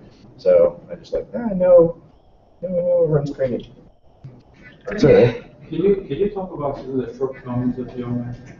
The biggest shortcoming is what I talked about, how there's like the 20-odd officially supported generators, and then however many community generators, they're like all forks. And so if you want to change one thing, you have to go fork the repo, and you're now in charge of a generator that changes the path to the apps, to the HTML files or some asset, or you can write the entire generator from scratch if you want. But so that to me is the biggest downside is you kind of like the Rails guys with their generators and scaffolding and stuff. They don't care. They just say, boom, give me a Rails app, and they get a Rails app. Whereas now you have this blob of code that your ops team has to keep a repo for, or you have to put it on GitHub, and then your boss finds out that you have things on GitHub, and they're like, why are you doing that? That's critical company code, stuff like that. So the big downside to me is that if I want to change one tiny little thing, I have a slightly different opinion about the way my app should look. Now I'm maintaining another project. So my biggest frustration with Yeoman is just that it brings a lot of problem. Yeah. It's not like Rails. Rails is very clean. Yes, it's opinionated as well, though. I mean, Yeoman has its opinions. But Yeoman just this might come out strong, but I think if you're really going to do a production-ready project, I would not use Yeoman. Just because I'll have to end up spending more time. We have just cleaning up the stuff that it brings. That index HTML file is Sure. atrocious. Yeah, it's crazy. It's full of comments because it uses those to add all that stuff magically. So when you include Bootstrap or whatever, it just puts it in the file. Quite frankly, if you're new to this thing, it's just to create services and use, you still need to know what service is, what view it is. Just these magical things just show up. Right. The counter argument is that I can onboard a guy and say, if you need an Angular service, run this command in our application, and you'll get a skeleton that anybody in the application is going to be immediately familiar, or anybody in the company is going to be immediately familiar with. They know exactly what they're getting, and I don't disagree. It definitely brings a lot of cruft. It has opinions. Those opinions are probably not yours, and you now have a big giant code blob to manage on top of all the other big giant code blobs. So you're suggesting that your team actually develop their own generator? Oh, yes. And keep and maintain and create every service and view and router and everything through those generators? Kind of, yeah. Unless you're super happy with the defaults, which I can't imagine anybody would be after their first toy project like they do at a meetup. You're gonna probably wind up creating your own generator. So when you downloaded the default ones, did you go through slowly but surely and pull out stuff you didn't want to use and add things? Yeah. The app generation, not the generators. Yeah, I have it. I forked one, and it's now. It's actually in npm. You can do npm install generator-asti app, and it'll generate the skeleton that I used the last time I cared enough to update it to push it to npm, and it'll install the framework that I use for internal NodeJS Angular apps. I probably should update it because it's probably ridiculously out of date because I've been doing a lot of Python lately. But yeah, I think if you're going to use Yeoman in a team effort, you probably should head down to the pub, have a pint, and have everyone agree on what you want your apps to look like, fork a generator that you like the best, and maintain it like any other piece of support code for your application. And that way you bring a guy on, you say, all right, run this command, and you'll get an Angular service, you'll get a directive. And they, in theory, can dive right in and not really care about, are you using the minified array invocation style, or are you using this, our naming conventions are already set up, our tab completion, or our tabs versus spaces is already set up, so you don't have to deal with onboarding that. I absolutely think that's, for some teams, a good decision. Other teams, you got to figure out what works for you. So you obviously don't care for Yeoman that much. So do you guys set up your own project scaffolding? So you're like this, or obviously maybe not even through another service, but just something that you put together that you would use for other projects? Yeah. So the whole application layout is completely like a large topic. People can't agree on that. Whether you put the reviews or whether you organize by features, where you put the tasks, it's just, we changed it like 3 times in the past 3 months. I had an argument about that the other day. Yeah. That's opinions, though, right? Like, opinions abound in this space, and it all comes down to which opinions win. Our latest incarnation is that we organize it alongside features. So we have an app folder, and we'll have under that client and server. So under the client folder, we have features. Under each feature, we have so one thing, for example, Grunt, right? I mean, we stopped using HTML, which is UJ right now, J in JavaScript, and in the same folder we put the text files now. So all the assets, it used to be a separate text folder, but now we organized it by features. So contain feature has everything, and the Go file knows how to go and collect these test files and run them. And you can organize, you can run them by feature, you can run the whole suite. But it's just again, opinions, right? Everybody has one. My opinion is that the generation phase on any project, Rails or Angular, takes less than 1% of the whole life cycle of the project. Right. Just less than 1%. To me, there's not that different than copy and pasting from another controller, from another service. If you have a known one. So, or an application, you can have an application. Yeah. You have an application directory in source control, which is sort of naked. That's another way to do it. But it comes with a lot of baggage that I have to clean up after that.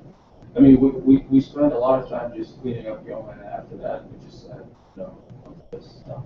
That's probably for, in my opinion, the middle of the road route. The beginners, they don't understand it. They don't know what services controllers are. They should go from the straight Node and Angular tutorial where they write it by hand until they learn.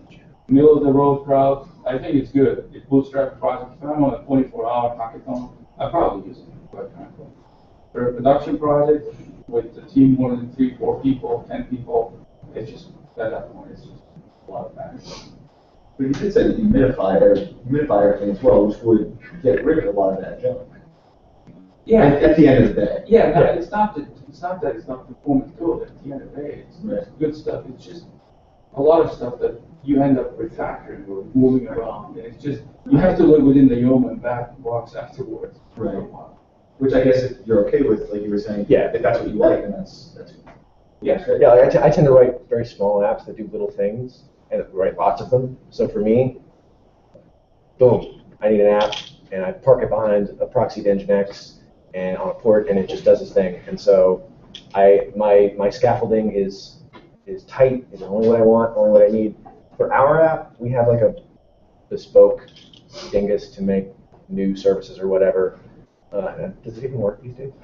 So that, yeah, we don't use it on our big app because our big app is big and it has ridiculously entrenched history and opinions. But for stuff I write for day to day, boom, give me 100 lines of NodeJS or Python or whatever I need for that app, and just put it in directory, park it behind Nginx, and roll.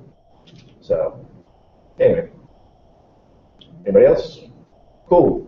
Where'd you go? That's it. That's all I got.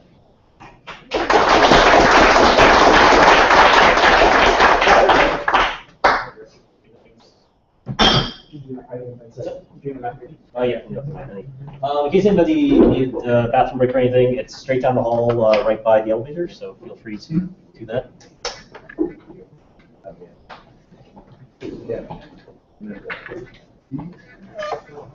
What's up?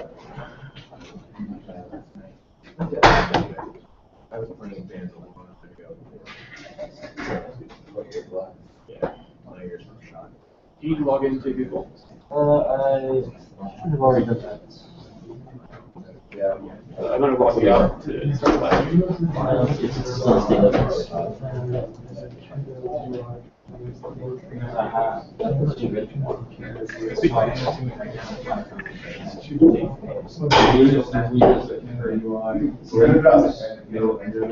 that? I know. I love it. Because I was using, I was on the Mac, and we were Firefox in the basic project. It didn't work on Firefox, but it did work on Safari. So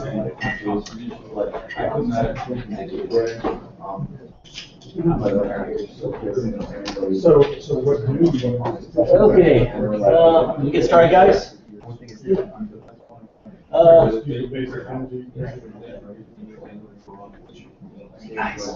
Getting started. Yeah. Hi everyone, I'm Saul. I work for AddThis, lead developer here, in charge of our AddThis product. Quick show of hands, who here knows what AddThis is or have used it before this meetup? Okay, a couple people. So I'll definitely explain more about AddThis and hopefully share things about it. So I want to talk about our product, which is on 14 million websites. We think it's impressive. As far as JavaScript goes, huge, heavy JavaScript users in this entire company. So AddThis, formerly known as ClearSpring, started in like 2004. Acquired a company called AddThis in 2006, and basically it was a widget platform back then. So it's basically those little share buttons you see, share to Facebook, share to Twitter, share to Pinterest, all that type of stuff was the product. And specifically, so this was back in the early days, before jQuery, before minifiers, before linters were really around. So to give you kind of a sense of kind of the craziness of the code base, it's a code base that started in 2006 and has matured over the years. I'll be going into some of it, kind of showing you some of the growing pains we had, as well as kind of some things we did to optimize it. But so before minifiers, we were still very space conscious about our code. So when I got into the code my first time, I kept seeing this .gebcn function, and I had absolutely no clue what it is. So I was grepping around trying to figure out, like, what is this thing? Does anybody have any clue what that could be? Yeah. I'm sure everyone's used this. Get element by class name. So to save space, we, instead of having get element by class name everywhere, had a function, gebcn, so we could save space. So we'll be talking about why space is very important to us in just a second, but that kind of gives you a context of basically what I got to go through and learning all the code base, all the acronyms we had, and all the space saving functions. Oops, sorry. So about AddThis, again, for those who don't know, we build tools for websites. So here are some examples of some different tools. Specifically, the sharing buttons are what we are known for, but we have a plethora of other features. Down here on the left-hand side, about a year ago, actually, we launched what we call Smart Layers. So it's a suite of tools sharing tools, following tools, recommended widgets to help recirculate content, all built with JavaScript, and basically all easily deployable to your site. As a quick stat, Smart Layers was launched in July. By the end of the year, so a couple of months, I think we were on 200,000 to 300,000 websites. So again, a testament to the reach that we have, as well as the popularity of easy-to-use tools. Just like we talked about in Greg's talk, you build an easy tool, and there'll be an audience who will glom onto it, and basically you'll have a huge loyal fan base, and that's what we found. So our data. So we process a lot of data. 14 million websites, 3 billion views a day with our tools on them. So lots of data. We track these things such as what pages are being viewed, the sharing stats, following content classification. The same way that Google classifies all the data, all the websites, kind of tells what's connected. We also do that in a similar fashion, so we know, okay, there seems to be a heavy clustering of sports websites, and hey, there's a big spike in sharing around this one topic. So we do a lot of classification, a lot of analysis of our data. We recently open sourced our backend system called Hydra, which we use to basically count every single website, every single view, every single share, and then provide analysis on top of it. So really cool open source project, kind of similar MapReduce capabilities like Hadoop, but really focused on counting. So we talked about some of the features that we have around ways to improve a site, and so again, one of the cool things is personalization. So again, with all the data that we have on, I'm going to guess most of you have been to a site with Addis on it, and so what we can do is, based on the different pages that you go to, based on what you share, we're building an anonymous profile of your interest, and basically we give that basically to anyone who wants to use it, and they can use our personalization to say, hey, this visitor is a Facebook user, and they happen to have an affinity for sports and gardening. And so you as a website owner, you as a startup, can use our data basically to personalize your website, personalize your service for people. So we work with a lot of companies to get them using this. One of the best cases is actually Pinterest. So I'm pretty sure everyone here knows who Pinterest is, but before they were really big, we actually helped them with some personalization, as well as getting them into our sharing menu. And I think we saw, I can't remember, 3x, 4x increase in sharing for Pinterest, something like that. And then also that was part of their hockey stick growth in membership. So we're an interesting company, especially in this area. I'm not sure how many people know about us in the area, but we definitely do some really cool things client side, and definitely help a lot of other companies. So at scale, something that I mentioned, 14 million domains, tons of views, events, everything across the board. So some of this really kind of exposes some of the challenges we have here at this. If you think about 14 million websites, basically we have to basically be compatible with whatever somebody's using on their website. So that means whether JavaScript libraries they're using, whether CSS they're using, whether plugins they're using. So namespacing is huge, variable naming. You forget to put a var in front of a variable name and it rises to the global scope, you're basically potentially either screwing yourself or screwing somebody else over. And we've accidentally done that before. But we've also, at the same time, we've been able to provide tons of useful information to other third-party services. We work with other third-party services specifically to kind of help look at their statistics versus ours, companies that do stats across the board about, hey, which are the most popular plugins and things like that. We work with them. So deployment, continuous deployments, we deploy extremely often. We do releases every 2 weeks. That includes features, fixes, updates across the board. So we have very short dev cycles. We try to keep things extremely small and compact. We try to be as test-driven as possible. But with that, deploying often means that when we deploy, so that we are, because we're on so many websites, we have CDN providers that help us distribute our code, and the average cost is $3,000 per deployment, so that's a cost that we have to deal with. And that also depends on how much traffic we push. So the more changes we make, and I'll explain how some changes cost more than others, but also it also means that users, cacheability is also huge for us. So if somebody keeps our stuff in their cache, and I'll show an example that it saves us tons as well as makes our stuff really fast. But then obviously on a fresh browser, fresh cache, things are slower. Kind of thing. And a little funny thing, we have DDoS ourselves. So what has happened in the past is you easily can send tons of traffic to yourself by releasing code that requests data from yourself. So it creates a little circular pattern, and then our servers get overwhelmed by our own requests. Yeah, kind of fun stuff there. Last one, which we'll go into a little bit later, is simulation of the week. Testing can only get you so far. The internet and basically knowing what people are going to do with your code, with your services, is difficult to predict at all times. And when you're talking about 14 million websites and terabytes of data a day, you kind of have to. You can't really predict what's going to happen. So something that might seem small, innocuous change could have huge impacts just based off of what you're doing. So testing in production is an interesting thing, and we'll talk about that soon. Talking a little bit about Atlas and how we kind of got to where we are. How do we get on 14 million websites? And this, has changed over the years as far as kind of like what we say has kind of led to that success. But I think the common thread between all our users is the first thing, which is make it simple. Users have constantly told us the reason why they like us, the reason why they use us, is that our tools are simple, easy to use. And like we talked about other tools, the easier you make it to use, the more adoption you get. Make it beautiful, that's really an aesthetic thing. There are a ton of tools out there, and there are a ton of sharing services out there. You've probably seen tons of clones. For those who don't even know us, you've probably used other services that do similar things, and they all look a little different, or they look really similar.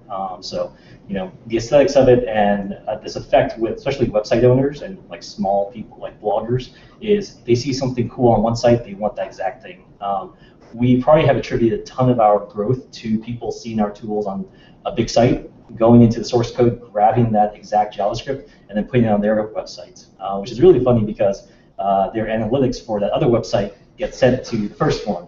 So we have to obviously make a way to separate all the data out, but it's pretty interesting that ABC News, who uses our tools, in their domain list will see 100 to 200 additional domains of like small blogs and all these random things that basically copy code and suddenly start sending data to us, but also giving data to ABC News. Find users and listen to them, kind of an obvious thing, but we're very heavily user feedback driven here. We have a dedicated UX researcher who basically does surveys with our customer base, constantly asking questions, getting feedback, doing one-on-one interviews with them, basically walking them through like new products, new features, asking them, hey, what do you guys think of this? Did that make sense? And like basically collecting feedback that directly rolls into development. In fact, half the time we try to get some of our developers into those meetings. You won't believe how interesting it is for a developer to see someone using their tools and be like, what? They didn't get that? How did they not understand that button, and what that was supposed to do? I've been guilty of that. So, watching somebody like click through and fumble through something really kind of helps shape my, kind of like how I see things. Oh, got a question? Yeah, like on this topic too, like you guys run the NodeJS Meetup right here. Yes. So it's like I've attended those, and it's really cool. Like Jim Lane runs it, does a really good job with talking about these things specifically. Yeah, no, definitely. Our Node UX group has grown, considerably, and yeah, we're very heavily focused. Jim is a great UX, kind of thought leader. So definitely, if you guys are interested in user experience, definitely check that out. And then listen to each other. This goes not only to your users, but within your company and just basically communication. I think one of the things that we've done well at this over the years is basically work together around that. Everyone has good ideas. You need to prioritize the good ideas. You need to talk about feasibility, and then you need to execute on them. And all of that really requires listening and talking to each other. Okay, so there's one more thing, SEO. So one of the big reasons we got to where we are and being on 14 million websites is that we did a really good job over the years of making sure our tools showed up when you search for sharing buttons on Google. And we did that through a number of ways. We do blog posts constantly talking about our tools, our features, how to increase your sharing, increase your followers, basically helping bloggers and helping website owners improve their sites with our tools. Really helps to drive more traffic to your sites. Open source projects, I mentioned Hydra. We also have some other open source projects. We're huge users of open source projects, so it's kind of a two-way street. We'd like to give back to community. We contribute to Cassandra. So there's a lot of things that we do there where it helps put your name out there, both in tech as well as for SEO purposes, but also helps build that nice community. Supporting users on social media. I was actually really surprised by this one. So we have a dedicated community manager. Hopefully, some of you guys do too. And she spends a lot of time listening to people ask questions, people vent their frustrations, and we try our best to reach out to those people, talk to them, help them out, do whatever we can. And we've actually seen that really does help actually drive traffic to your support articles, to your blog posts, as well as people, they see a handle on Twitter that says add this, they see a blog post that someone commented on Facebook, and all of that helps drive traffic again to your site, which is all nice organic traffic. And then working with other startups to cross-promote features, kind of self-explanatory, but that's something that we've done, over the years. I mentioned Pinterest, but a bunch of other companies, that we've worked with. A lot of companies come to us to be added to our services directory. We have 300 or so services right now, like Facebook, Twitter, the big ones. But even smaller ones, we work with them to get them in the service directory, explain to them how to optimize the experience on their websites to help drive people to share more, and basically help them drive traffic and help these startups grow. So all ways that basically help your SEO, help you, but also help the community. Keeping things simple and fast. So these are a little bit design principles for some of our stuff and some of the technology. I won't go into too much detail exactly how we do it. I'm more happy to talk about it if you guys want.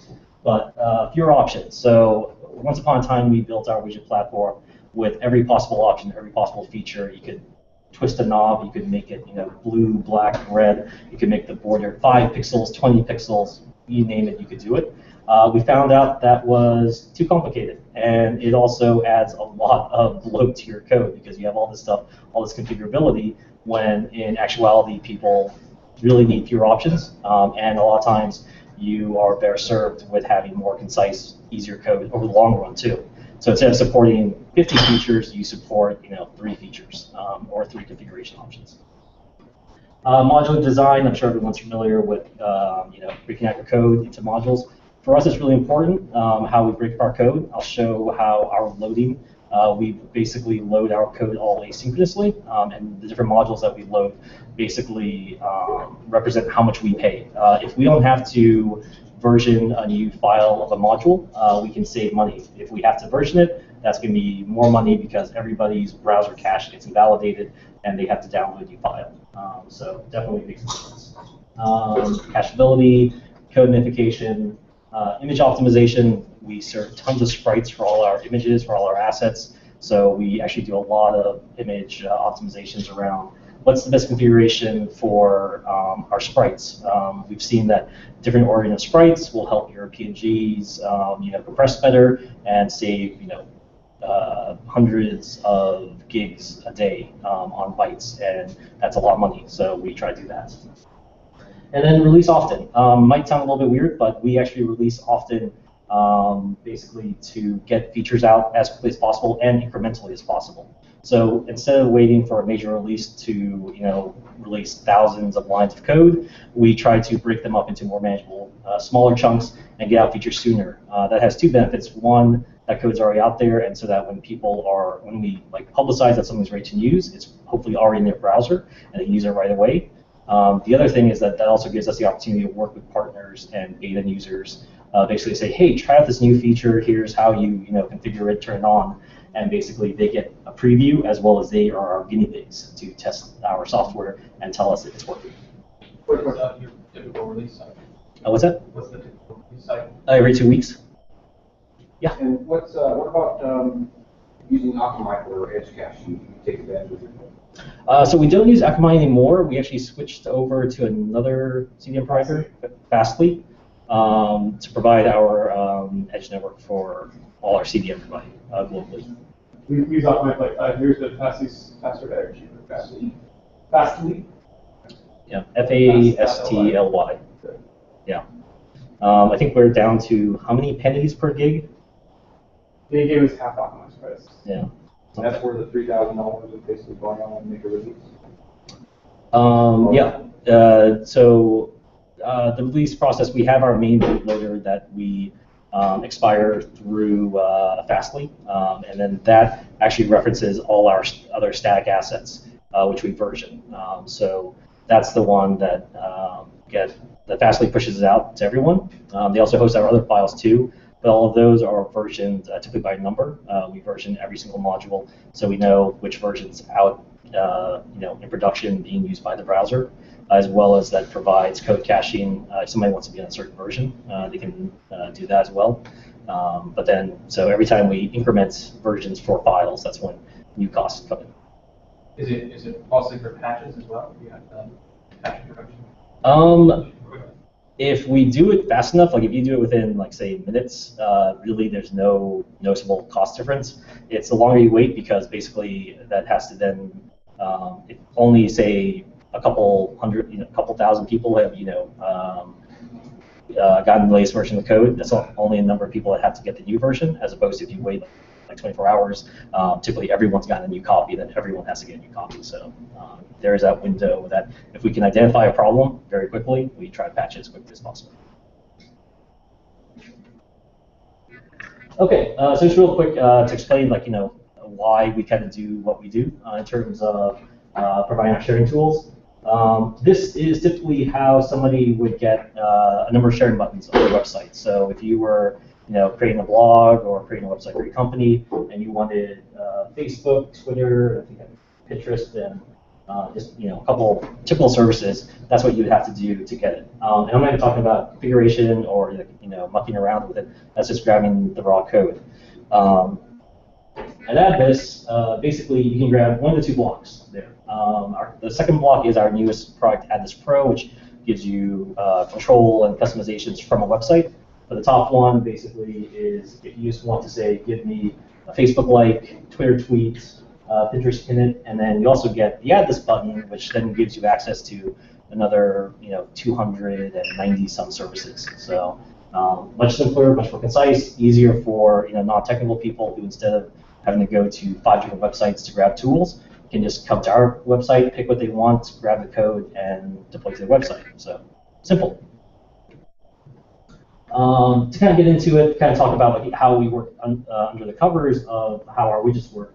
The guts of an ad is a widget. So this is basically the events for a widget. So any one of our tools that you can grab will typically have a events object that kind of defines all the different things. So here you can see click events, resize events, mouse over events, mouse leave events. So that gives you controls to all the different actions that somebody might interact with your widget, and then lets you do all your custom coding in it. So as another kind of evolutionary thing, I'm sure everyone knows about on-click event handlers, add event handlers, and things like that. And over the years, we've had to kind of switch and try to move away from those because they're often brittle, often difficult, and they're not very clean because you can add them anywhere and they're very difficult to maintain. So we kind of standardize on templates for our widgets so that we could basically reuse as much code.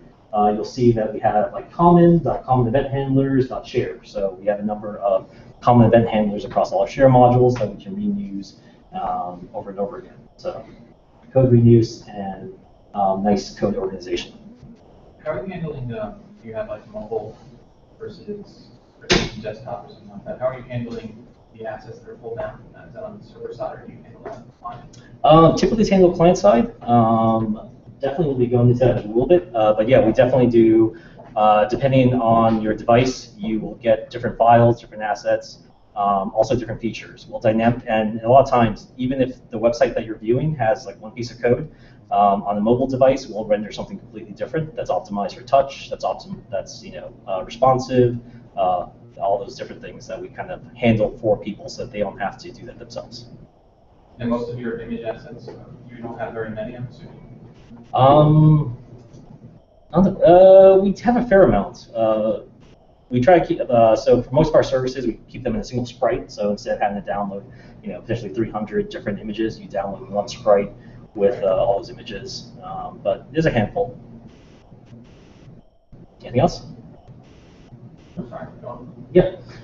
So some of the templating we do for creating our widgets. So we basically have a nice little JSON to HTML templating library that somebody had added this wrote many months, years ago, that we use that basically lets you create a JSON object with what you want in terms of DOM elements, classes, identifiers, and then you basically convert that into actual HTML that you can then append to your DOM. So the code that's shown right here generates that little Facebook button down there. So nice, concise ways. Again, the evolutionary thing that's happened is early code, which still has some literal string HTML being built and then being output to the page, versus now we kind of have nice templating that makes it a lot more concise and readable and can have comments a bit easier than it was before. So module design and cacheability. So I mentioned before examples of our assets, like you'll see here, layer 039, widget big 060. All our assets have version numbers, so that way, again, we increment those, and then our single bootloader just says, okay, download layer 040 next now. They've upgraded a new version, but the old version's still there and can still be used. In this case, it's nice because typically, and I love showing this to people, pull up your browser, open up Chrome, go to your network tools, and you'll probably, if you go to one of our pages like atlas.com, you'll see most of our assets are just pulled from the cache. Again, because we're on so many websites, most people have already downloaded our tools, it's already in the browser cache, and basically, none of this stuff has to be re-downloaded. So if I looked in my cache, I'd find layers 036, 037, 038, 039? Probably not all those versions. You probably only have maybe one, maybe a previous version.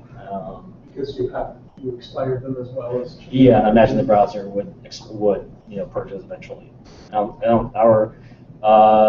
can't remember what our expiration policy on all the assets are. I think some of them are shorter, matter of weeks. Some of them are longer, matter of months.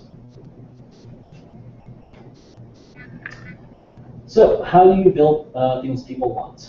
So the first one, basically, like I mentioned before, we spend a lot of time finding out what people want. We do a ton of reach to our users. People are very opinionated. They love to tell us what we did wrong. So we are happy to listen to that and try to figure out what are the common threads. There's a lot of noise about what people don't like, but there's a lot of good insight into, hey, how come you guys didn't do this? And we realize we should have done that. So we'll prioritize that for our backlog and get into a future sprint. Do you have problems filtering some of that out sometimes? We say people are often a lot quicker to give you negative feedback than constructive, I guess. So I know you said you have a community manager, but do you guys have a process for trying to vet actual usable feedback? Yeah. Other than, I guess, noise can sometimes do? Because it comes from different channels, so social media is one, we have our support channels another. We have account managers who work with some of our bigger clients or bigger websites who get millions and millions of page views. So we definitely kind of work with all those groups to kind of consolidate that. We don't have a defined product management kind of organization here. Really, the engineers, myself, we are the ones who kind of decide what should be built and why it should be built. So we kind of try to take all that input, and we definitely use our ticketing system to put everything in.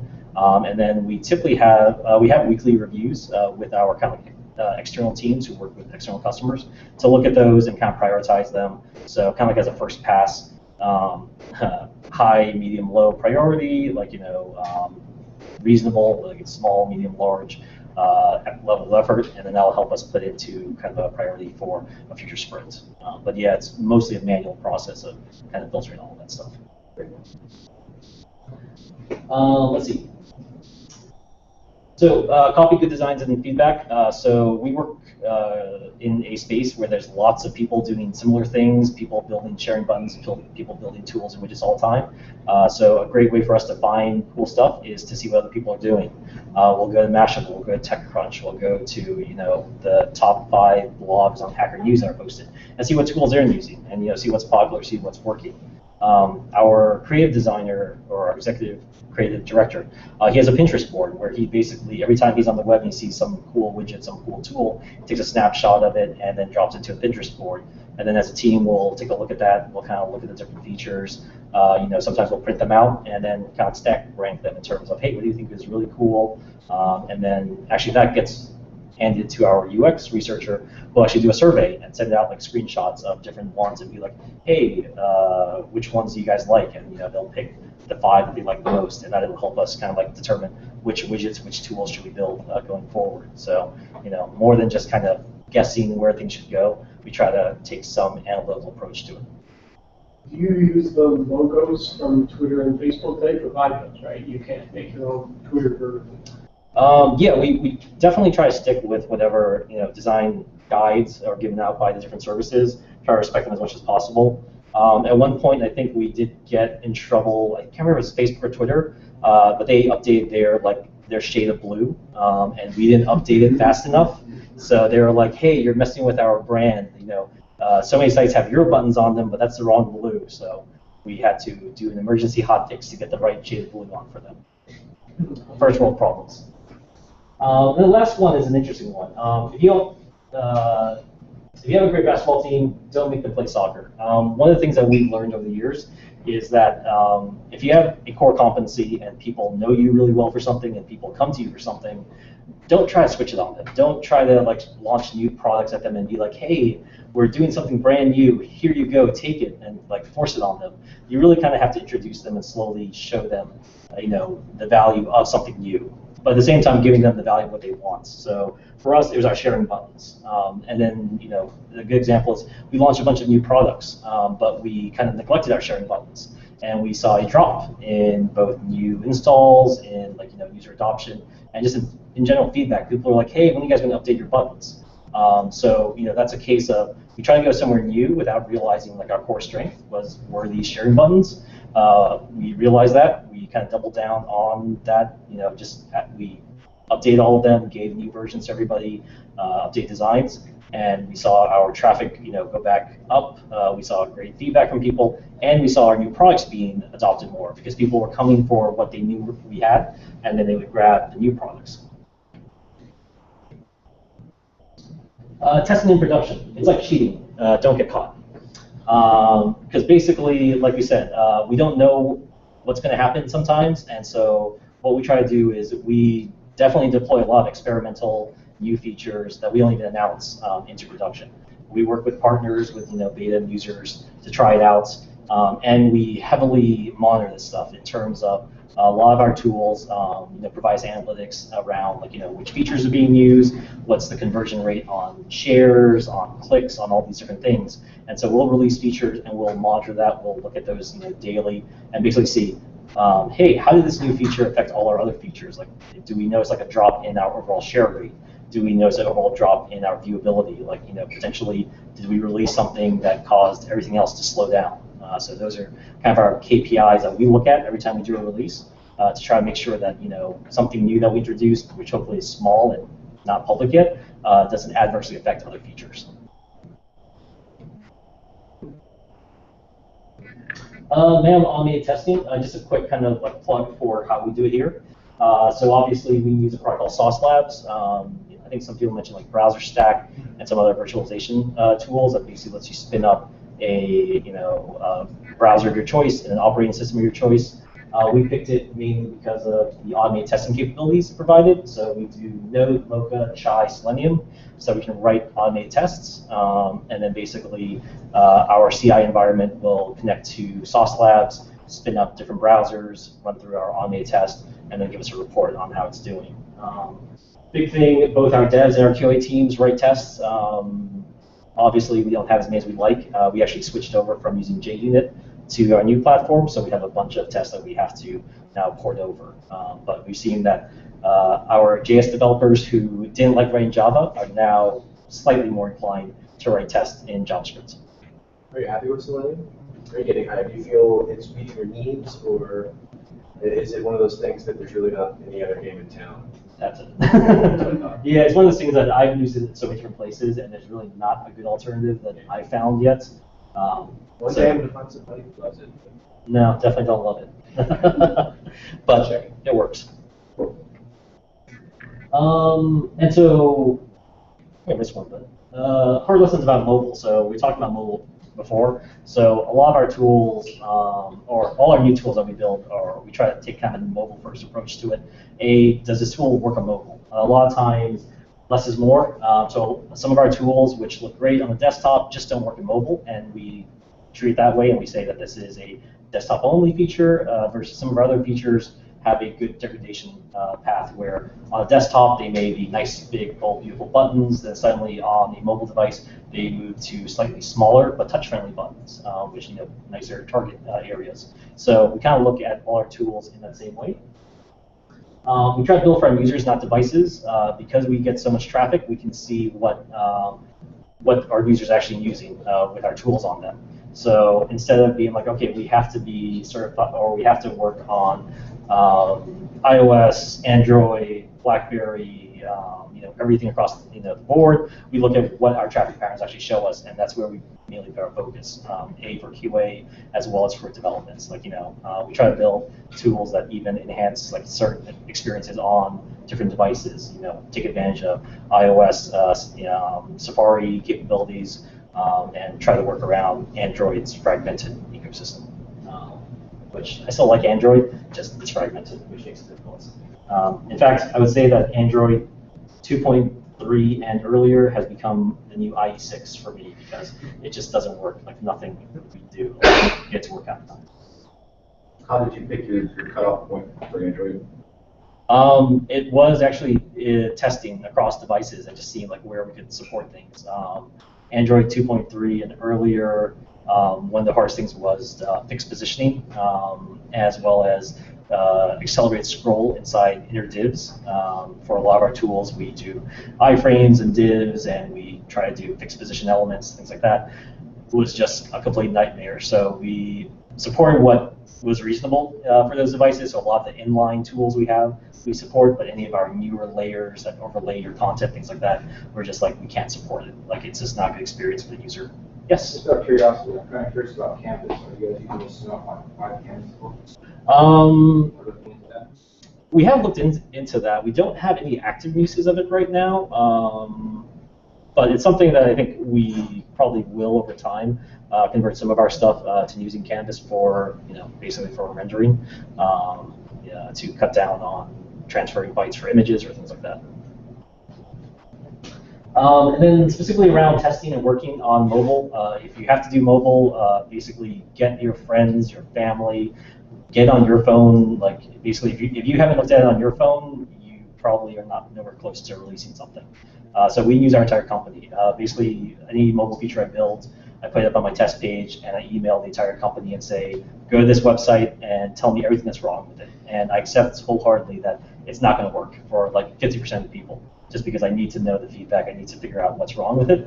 And everyone is a good guinea pig for that. So highly recommend that same approach for any mobile development. And then talking about teams, so we have accomplished a lot. Like I mentioned, our Smart Layers launch went really well. We launched Atlas Pro 3 months ago. Has had tremendous pickup. So we've done a lot of really cool stuff in the past year or so. And I think just to kind of share what really works for us. Obviously, talented team, good communication. We have small teams. Hopefully, everyone's kind of seen the Spotify video about the small engineering teams that tackle individual projects. So we take a very similar approach to that. We have our core team made up of a couple developers, a couple UX designers, UX researcher. We have kind of a shared QA team that everyone uses. But basically, that core team is the one that kind of decides the direction for the product, figures out how to launch something, and more importantly, how to measure its success, and also take feedback and decide what should we do with this feedback. Does it mean we need to change things? or can we continue with phase 2? The team basically can work autonomously to figure that stuff out. Realistic goals and easy wins. Definitely one of the things we typically will do with our product launches is we know we want to build X, Y, and Z. We'll launch just X as soon as possible. To get something out there, to measure people's feedback, reactions, but also basically to gauge, get people excited behind a smaller win like that, and everyone gets behind a nice product launch. Everyone's happy with the results. You learn a lot, and they can kind of continue. Obviously, you have to balance what people want. If you don't give them enough, then they won't use what you give them. But we try to figure out what's that kind of bare minimum that we can get out there, and then iterate on top of that. And then fun. So we do lots of events with our teams. We play lots of foosball. We actually do. We've escalated to the point where competitiveness wasn't enough, so we now bet push-ups. So the loser of the foosball match will typically have to do a minimum of 25 push-ups, and we give them an option of a double or nothing at the end. So it's gone as high as we had one guy do 150 push-ups. We have a very healthy, buff development team. Korean barbecue, poker, pick whatever works for you guys. But we definitely found that you need to break up the day. After lunch, we'll play a game of foosball, then get back to work, and everyone just seems more refreshed and more focused. And then we'll take an afternoon break, play another game, do another 25, 50 push-ups, and it's a good way to kind of round out the day. Whatever works for you and your team.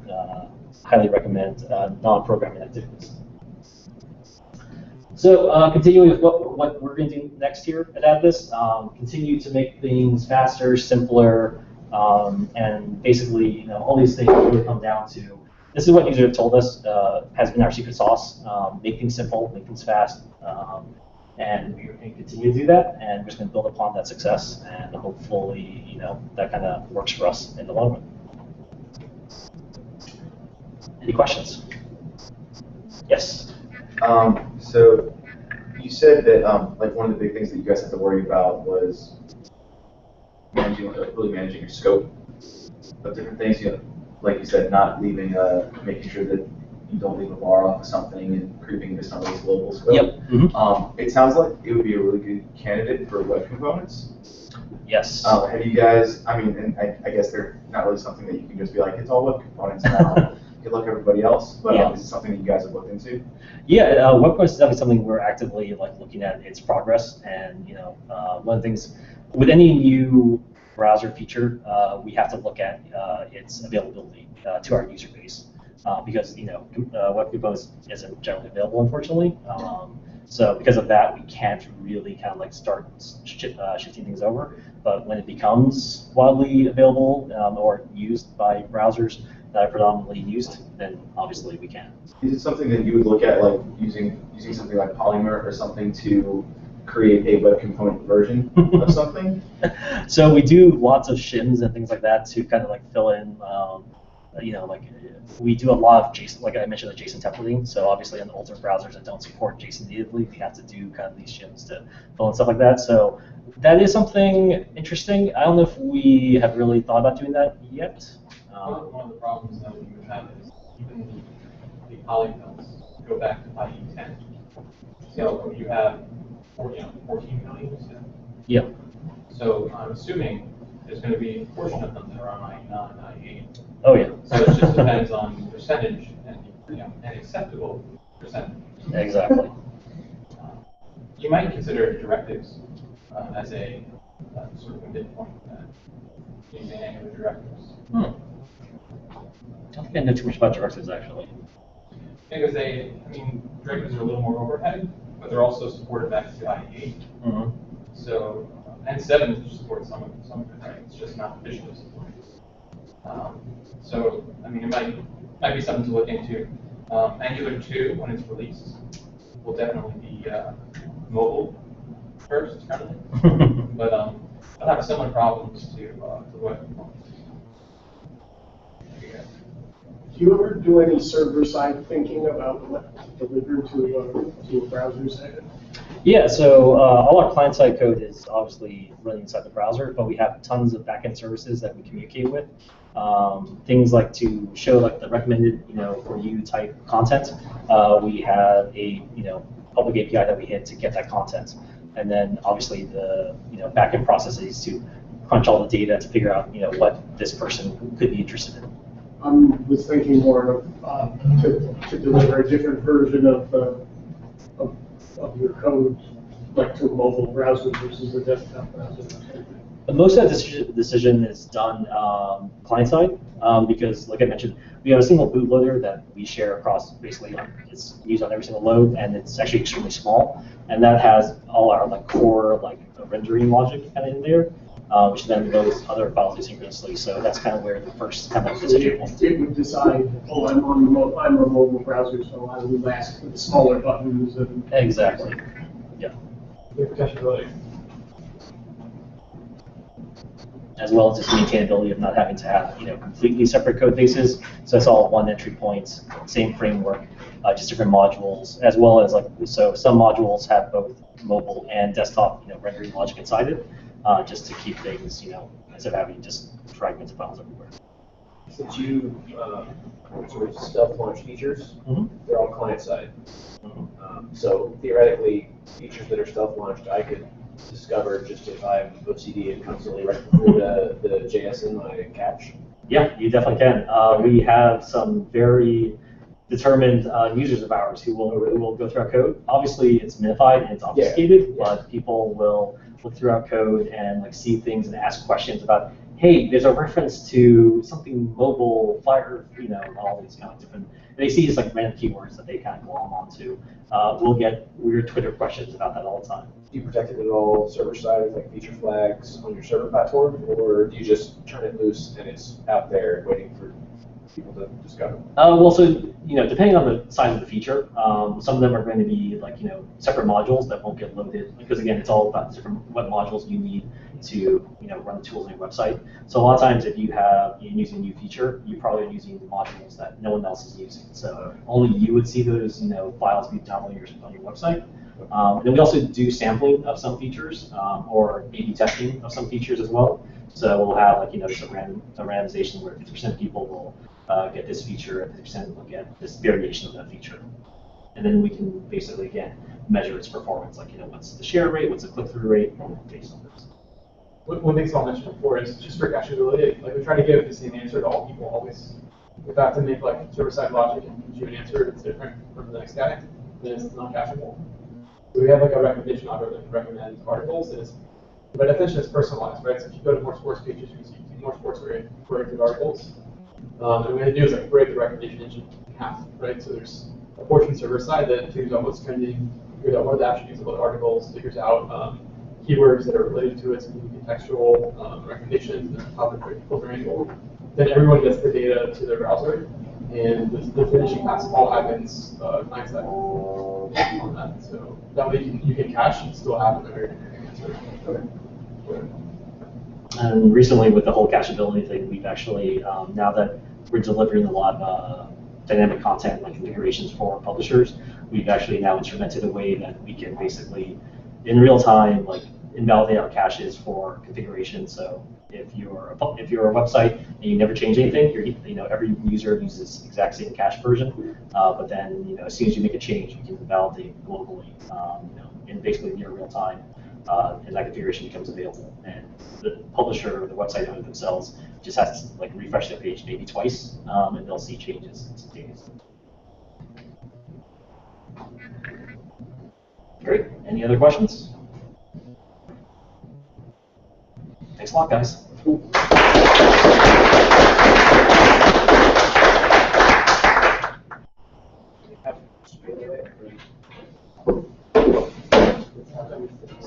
Anyone have any more announcements? If not, I want to thank you all for coming out. I want to thank Addis again. Why don't we give him a little round of applause? If any of you want to give a talk, have any topics that you'd like to hear about, even if you can't talk about it yourself, please just post on the forum on the Meetup site, and somebody would probably be happy to pick it up. Always looking for a call for speakers. If you got an idea, post on the message board or just email one of us directly. And Hack Night, we want to do a Hack Night. Yeah, Hack Night. Probably at Asti, I guess. Yeah, for the first one. Yeah, Some other we'll do people it want at to host a casual thing. Yeah. We have I think we talked about, we have the goofy little IRC bot that I wrote on a whim one weekend that would be fun to play with. But if there's another thing that you think would be fun to play with, post it on the message board. I would love to sit around and just hack on something fun. Yeah. I'd love maybe some hardware stuff like a Raspberry Pi, Leo, something like that. I actually turn on my lava lamp in my office when it rains. So if you have like a cool way to connect a Raspberry Pi to that, so it knows when it's raining to turn my lava lamp on, that would be awesome. All right, thanks.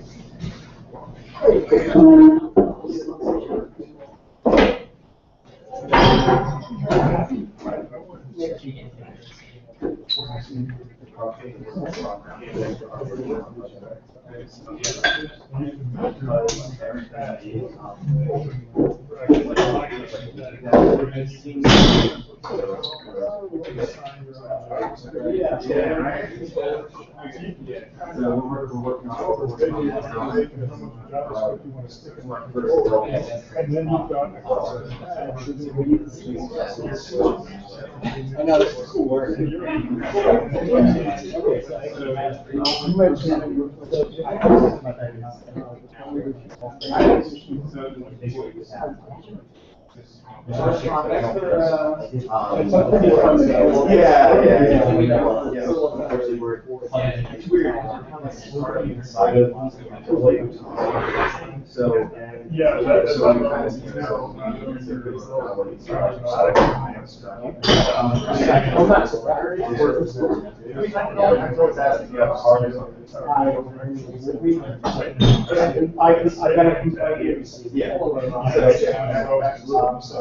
You said you were mostly doing I'm the front-end guy, so I'm looking to I actually have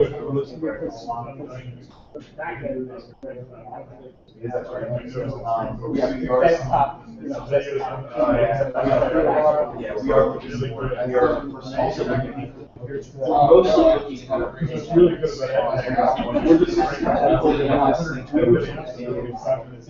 do whatever.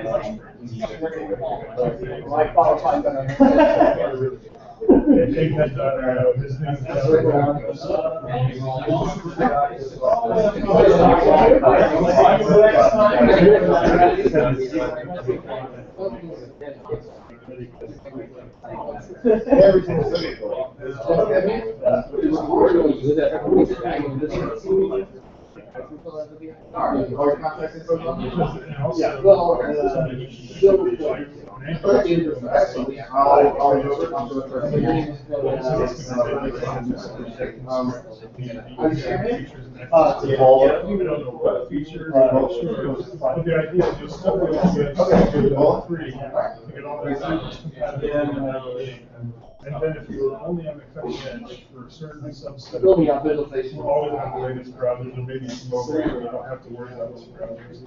Then Angular 2 could add in all that. Directed. I haven't done it. We're still working on it. So you end up using Kaiser and Angular 2, depending on what you need backwards compatibility, the latest cutting edge script features. Now it's at 1.0, the back one, like, it's actually been around. Oh, good. Yeah, surprisingly. That was the big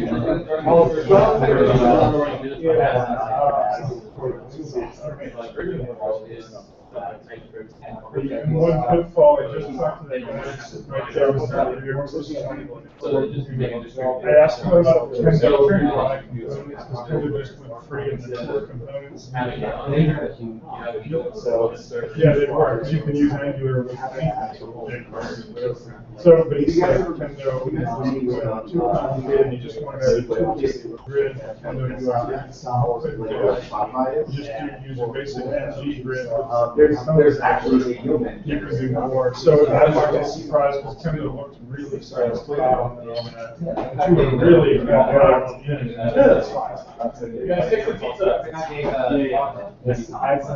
Who did the Kendo guy? Yeah. And what did you think? No.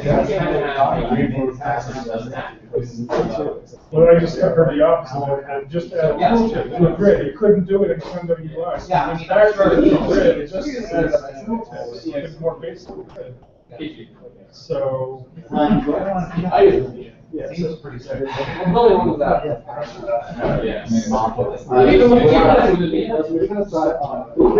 Yeah, Angular. I'm glad you're listening. And I think a bunch of You have this whole thing where you have just it doesn't interfere with it's all HTML. That's all JavaScript. Yeah, right.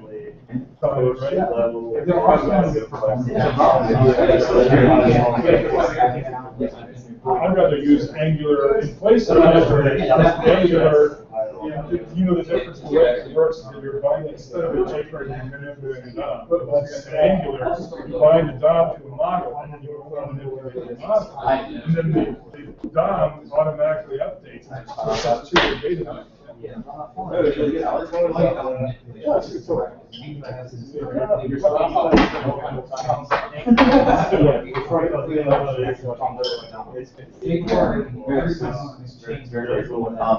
I didn't realize until after. That's what we all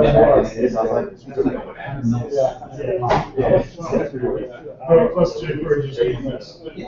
So the idea is that Angular, I'm sort of pushing Angular myself just because I see that the structural way that Angular is superior. It's not just it's down to a model.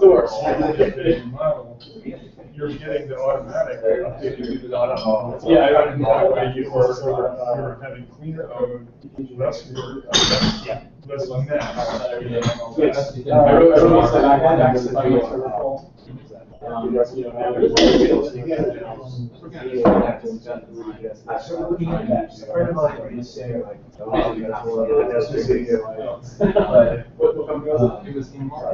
I like it.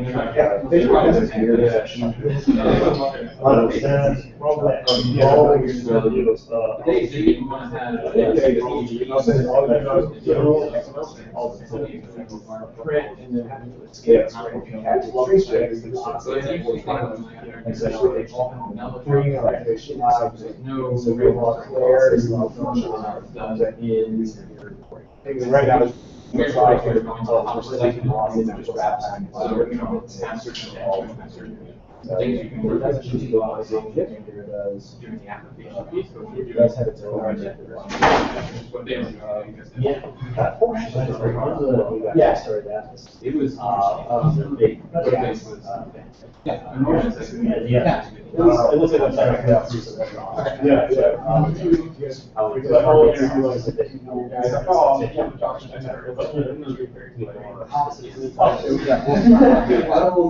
We were having the same conversation. Yeah, I guess I'm going to go on your JavaScript developers and yeah, we have I'll probably make another just They were like, yeah, probably I'm not sure. Now,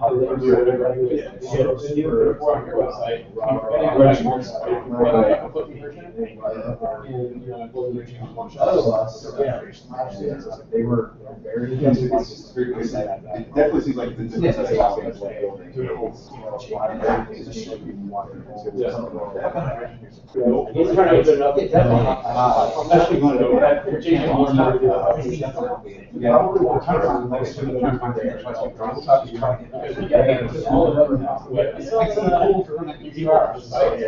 I think a lot of people. I just think it's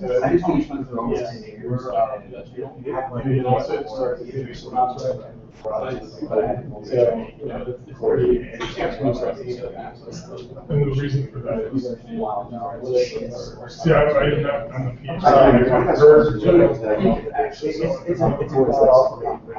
PhD. it's not that water, it's just go ahead and shoot the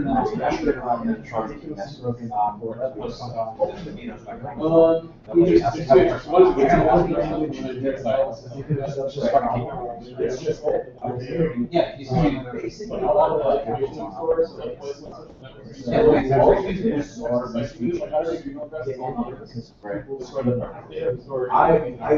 namespace operator has to be some unique character. Okay. So we can have to then simplify the namespace classes.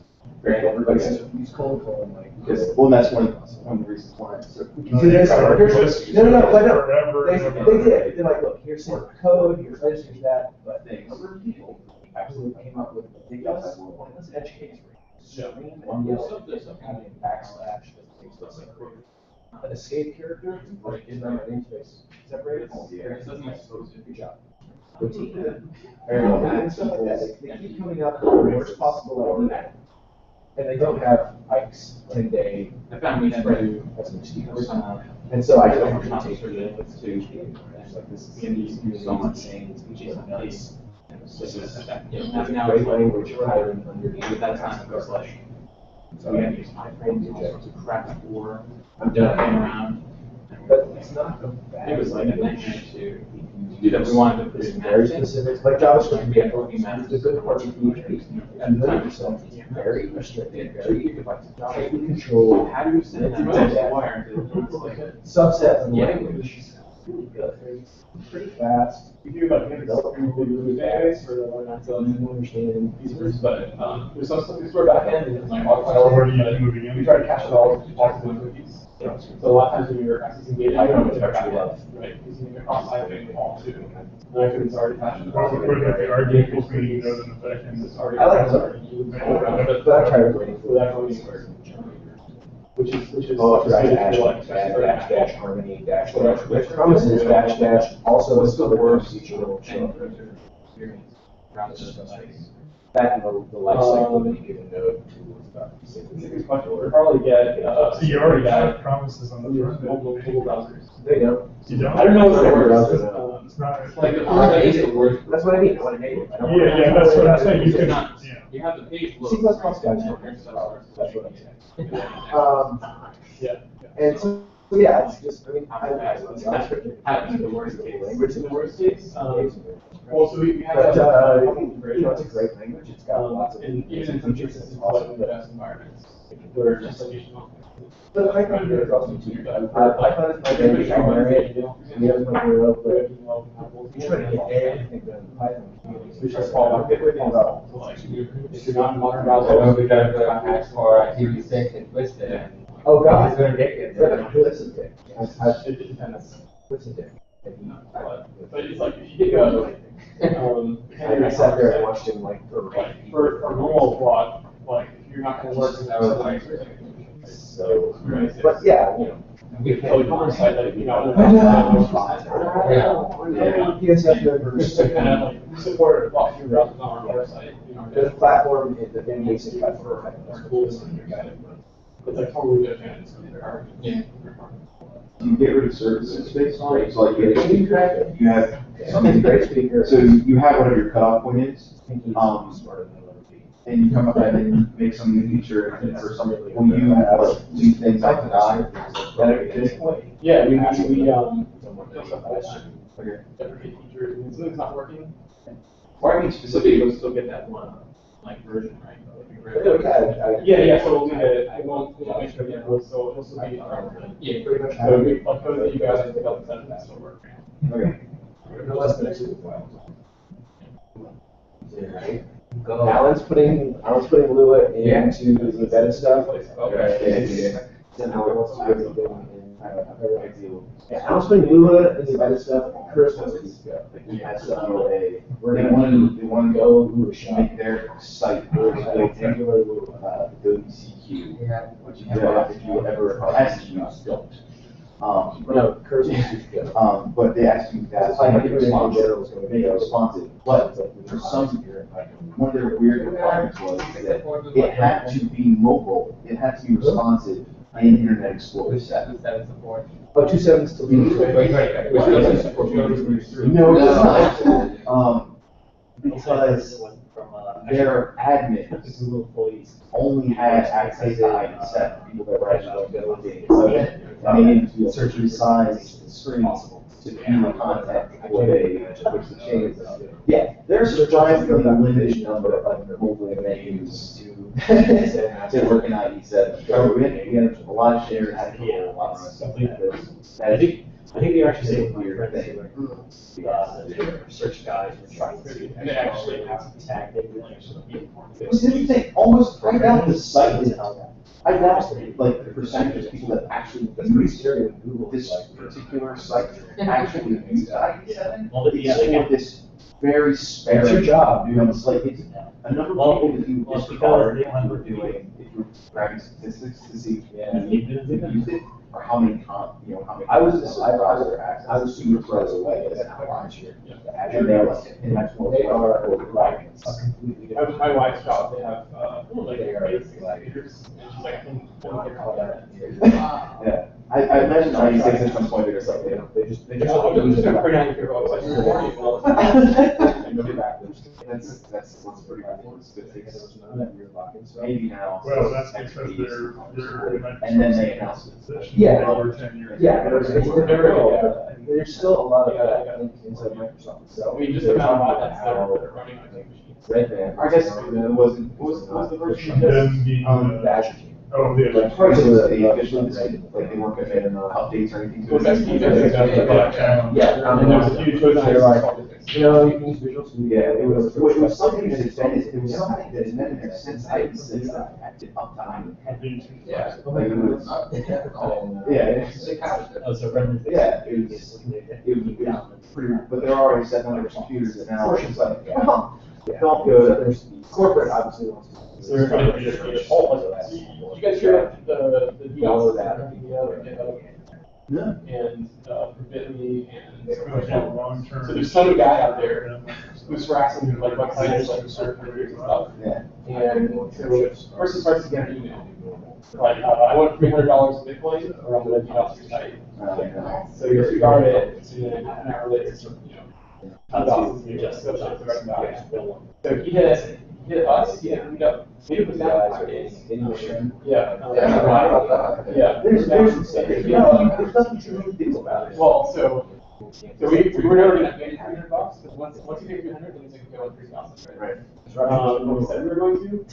And so legitimately, if you don't have a Bitcoin account, right, please. You think you're like get your money you got for it? Excuse me, I have to go to Fly, we're gonna get 50 days, and like expansion card, and you can run all your recent routes with that. And we have like 10 big clients, so we have like Watching that, like watching person, and so any show that involves that, That's actually kind of wild, is it? I feel that way about the dialogue. I don't even totally know how you feel when you watch your phone. You want to kill everyone in the room. Oh, we don't talk like that. It's pretty bad. The moment someone likes to tackle your website, You can't watch that show with me. we call them. I know, it's a funny show. Yeah, Passion is she watches stuff like that. Oh, we're by head. We don't know what the attackers doing, we don't know if that's jurisdiction. And then they actually say, why don't you call local police? Because they might classify it, because they have. Well, we're gonna take off our advantages. The FBI won't get involved unless you can prove $100,000 for hosting. Definitely. Also, Come out of our hack. Yeah. I know, they're like, your local police. Let's say I had a sleeping unit partly. I'm gonna call Detective Jones. Motion. I'm getting a test with JavaScript on hardware. There's there's one that goes like, okay, so think of if you're optimized, Twitter. Sooner or later, you're gonna discover that I know, that's. All I want to do is make my life a better station. Otherwise, Yeah, we'll come out and have Have you ever released something that's just been broken? we've screwed up all kinds of things. We were talking about DDoSing ourselves. Yeah. So we had Look at that now. I mean, it's 100x more traffic to the server. So there's one where they say one out of 1,000 would Brian. We're gonna. I used to work at National Geographic as a software. think most of that, like everything, like every 10,000 bits will send to the packet of data. And but it's screwed with parameter formatting, it was like one cool, but Apache. So we bring down our own data center, which is where our code is. So we can't even roll out code because our server can serve that origin that keep destroying Cybersecurity guys. So don't put external origin somewhere.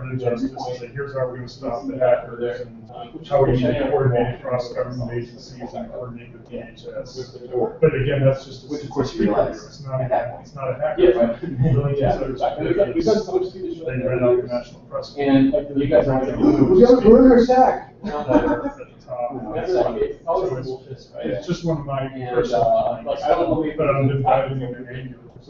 right? Yeah. And finally this time it was like an actual Pushing And then the JavaScript. That's I mean, that is kind of, in Angular. I don't know, flattering almost. The number of They- jobs mentioned. yeah. Yeah, I mean, well, that you could It's like a high worse. straight up.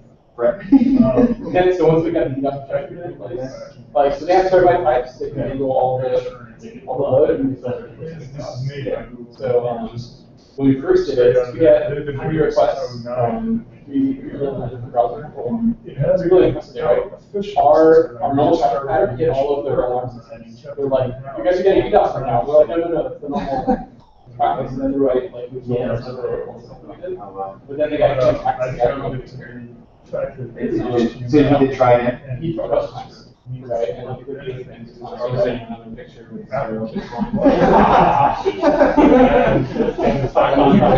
So people. There's two ways you can take rate card from that, right? Or I'm gonna pay 20 grand a month because I'm not getting taxed, which feels horrible, right? Or you pay unlimited getting taxed. But if someone throws an extra bit back at you, you have to pay for the traffic. You get so you can get hit for, you know, $1 million of expenses on a one day, so you can have this Yeah, well, the only way to really protect against the loss of taxes is to just have They have a mobile, Yes, pretty much. You have to hire somebody who can do more pipe. And they amortize the pipe across all the protection systems. And that's the other reason. I guess what specifically about It just sucks that there's it's a lot of other security things that comes up each time to try to handle so that's They did the engineering application. I want to start using our data. Hook it up with Angular, excuse me, hook it up with pie charts. And then most interesting, real-time data. Yeah. Well, it was speaking I of, might yeah, just take like literally like walking on stage and get like the whole feature. exchange rate. Dollars. $. Very interesting. You guys, you know, Create a visualization, but I want it to There's a guy generate on the screen who used to have that. because I'm fascinated by Yeah, so real-time if you look data. at us, he's got a list of, hey, you should learn how to play Because because what we're happens to great data? So here's You don't have to like go in. one of the common things you have to do, like open a browser, search for this, conquer file, whatever, all on the keyboard. Yeah. And it's a race to how fast it goes. Yeah. You know, jQuery. And then we do this It's fine, I'm not against And it. then post on YouTube how fast you do it, so better boy everything you have. Oh, that's pretty cool. Yeah, and I was doing it on the phone, it's like, I need 100 alerts to my guess. How fast do you do That's great. Yeah, I'll send you a bunch of links. I mean, How what's that I found? You can technically watch some of them free, like half of them are free. And half of them are That's why I was about to say, he's all right, so. Watch them all, and they have code samples, and you click on tabs, code samples, and everything. I we post game. Yeah. So they only teach you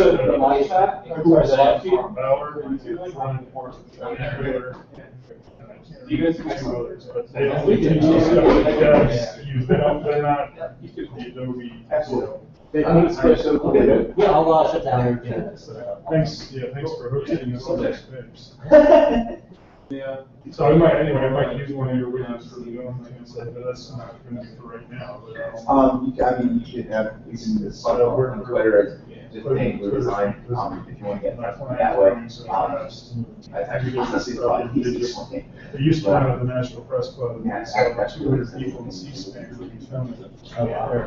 Now, they're moving to the Capitol building in September for the next cybersecurity, so they doubled in size to 400. Thanks a lot, guys. It's It's like guys, come. speakers. So anyway, my client is growing.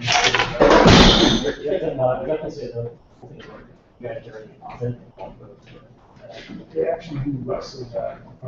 You'd be surprised the owner is so busy lining up all these speakers that it's a small business. It's just, remember, it's not coding, it's a speaker bureau. Yeah. And he works 18-hour days just pulling in 25 speakers and putting them into panels and they line up panels on government cybersecurity issues and just the fact that they're able to pull in like CNN or C-SPAN to film these. And then he just asked me the other day, he recorded them all, and I just put them up on Vimeo.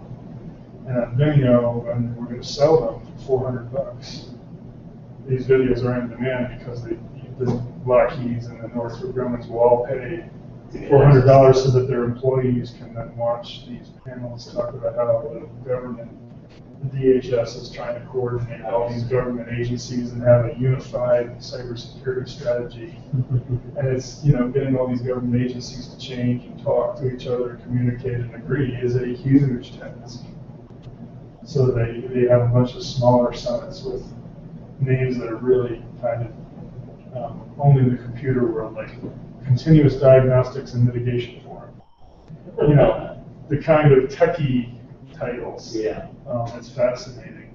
But I was just thinking about using your widget at some point. But actually, I'm just really trying to get into Angular. It looks like that's the way to the future. And it's got a solid basis. It's not just Google's money. It's that it's structural better. That's what I like. That's very big problem. So I think that's like Greg was talking about, like PHP or JavaScript, like those technologies. That's actually one of the failing points of PHP is the community was never organized as some of these other things like JavaScript, where JavaScript is a highly flawed language, but they had a community that built great frameworks and technology, like standards and algorithms. Yeah, another thing about Angular is the scope. They have root scope, but you're not supposed to pollute the root scope with your global variables. Everything has its own scope to control it. There's scope everywhere. And so they're very strict about groups, almost requiring that. And then you get less problems because you're not polluting stuff. Yeah. So they're pretty good. I mean, there's also seems to be just a ton of training material out there in the web, and I mean, because I had tried to use Titanium to do software, and it was hard, not hard, but it was like there wasn't enough training out there on the web. You had to go to class, and you had to, with Angular, you could just learn everything right on the web because they just open source seems to have great online support. But yeah, some of the more niche project features. I would say that you're talking about Titanium with the accelerator stuff for cross device. Yeah, I looked at it, I played around with it, I played with that in my phone gap. It's kind of very fast. I like Titanium for the fact that they have native, they built a native bytecode. But yeah, it's still nothing I built ever looked right on both the iPhone and the device. Well, also the problem with Titanium was that once you get beyond the basic features, you're still going to need to do something with Objective-C for this or Java. Yeah. And so you can build something basic and it'll all work great, especially in the iPhone stuff. It was really good. Oh, really? But anything that's going to, don't try to build a Bitcoin trading application with Titanium. You'll really regret it. Anything advanced will. But anyway, so yeah, I'm going to try to put together a Java iCharts and Angular, something that involves live data. That's my goal. So to try to do a demo of what I can do with Angular. Sounds like a great weekend project. Well, it'll probably go longer than a weekend, but it depends on how many features you're adding. And so I'm just still diving into the 3 books and the training videos and just trying to absorb everything I can about it. Gotcha. All right, well, I see I've kept you here too long. No, don't worry about it. This is actually still You Not have a really. healthy office because nobody's here at 9 o'clock at night. It's funny. So our as like a company, we actually have a lot of early people and a lot of young people coming in early, which I'm not used to. Like I'm Oh, used with to traffic, I'd come in That's later. one of the key reasons actually is they come in early to avoid the traffic. Yeah. So a lot of them leave early. Yeah. A lot of guys like to go work out after work, go for a run, go to the gym. So that all makes sense. Yeah. But at the same time, as soon as I get home, I'll hop online. I'll probably get pinged on Slack by 5 people asking questions because we have tons of night owls who will be working things. How many people do you have here? So the entire company is probably about 110 or so. It's just amazing that 110 and you're managing all the share buttons all over 14 million websites. It's like your business is really growing. Yeah, and so again, it's a funny thing. So like our the team. Are you the founder or? No, I've been here 2.5, 3 years now. Company's been around since '04, so obviously a lot longer than me.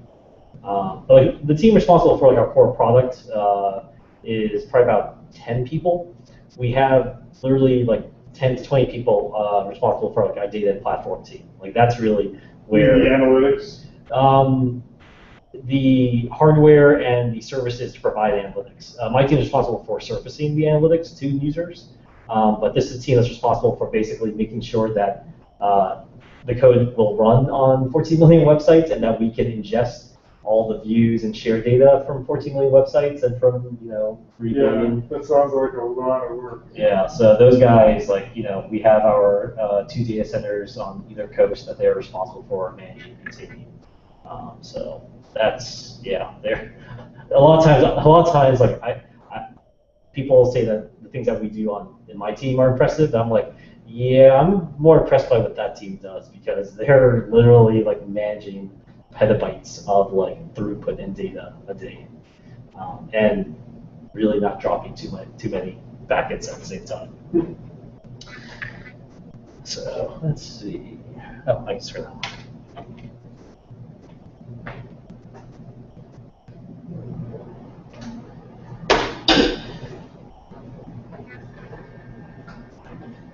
What pizza take home with you?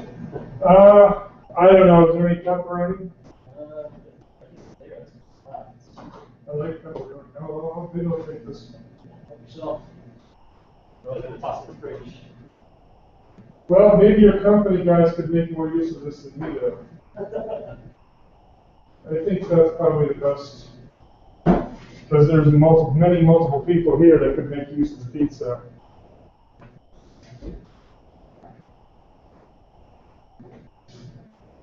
Right, get rid of the walls too. All of that because we should color code the walls a little bit better because So who's making this? You talked about the guy who does the interviews. Who's making these designs? So that's our UX designers who are responsible for this stuff.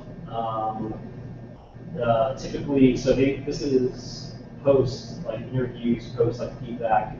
We kind of all come together around basically the direction of what we want to do, and then the designers actually storyboard all the different screens and flows. Is this for mobile or I guess no, the second one is just transition from clicking the button, and this is a full page, but simply just to kind of these are the call to actions. So you do. And you can drop this widget into your page or that, or you have to click a button and then this. Oh, this is actually our website. This is the addis.com website. So this is actually our dashboard here. So these are examples of the tools, but all the pages here are really describing the user flows, getting our tools. So this is where they look at their stats. Yeah. What do you do this in? What do you do? Do you use pie charts for this? We use a MP3. Okay, I've heard. Oh, actually, I have heard. Yeah, it's basically a visualization.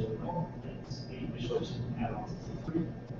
Right. Yeah. The problem, the criticism of V3 is everything you do in V3, people can look at and you did that at V3. It is so obvious. It's so competitor. That's why I was trying to look at Kendo UI, the Kendo UI problems. It's very hard to trust. Yeah. I'm not crazy about NBD3. Another thing we use it as a corner. People seem to use it right in some basically try. We've had a lot of issues because we're pumping a lot of data into this, as well as a lot of its asynchronous data and constantly updating. Not kind of real time, not really. So we just had issues with the way vectors and tool tips, position always gave skew, things like that.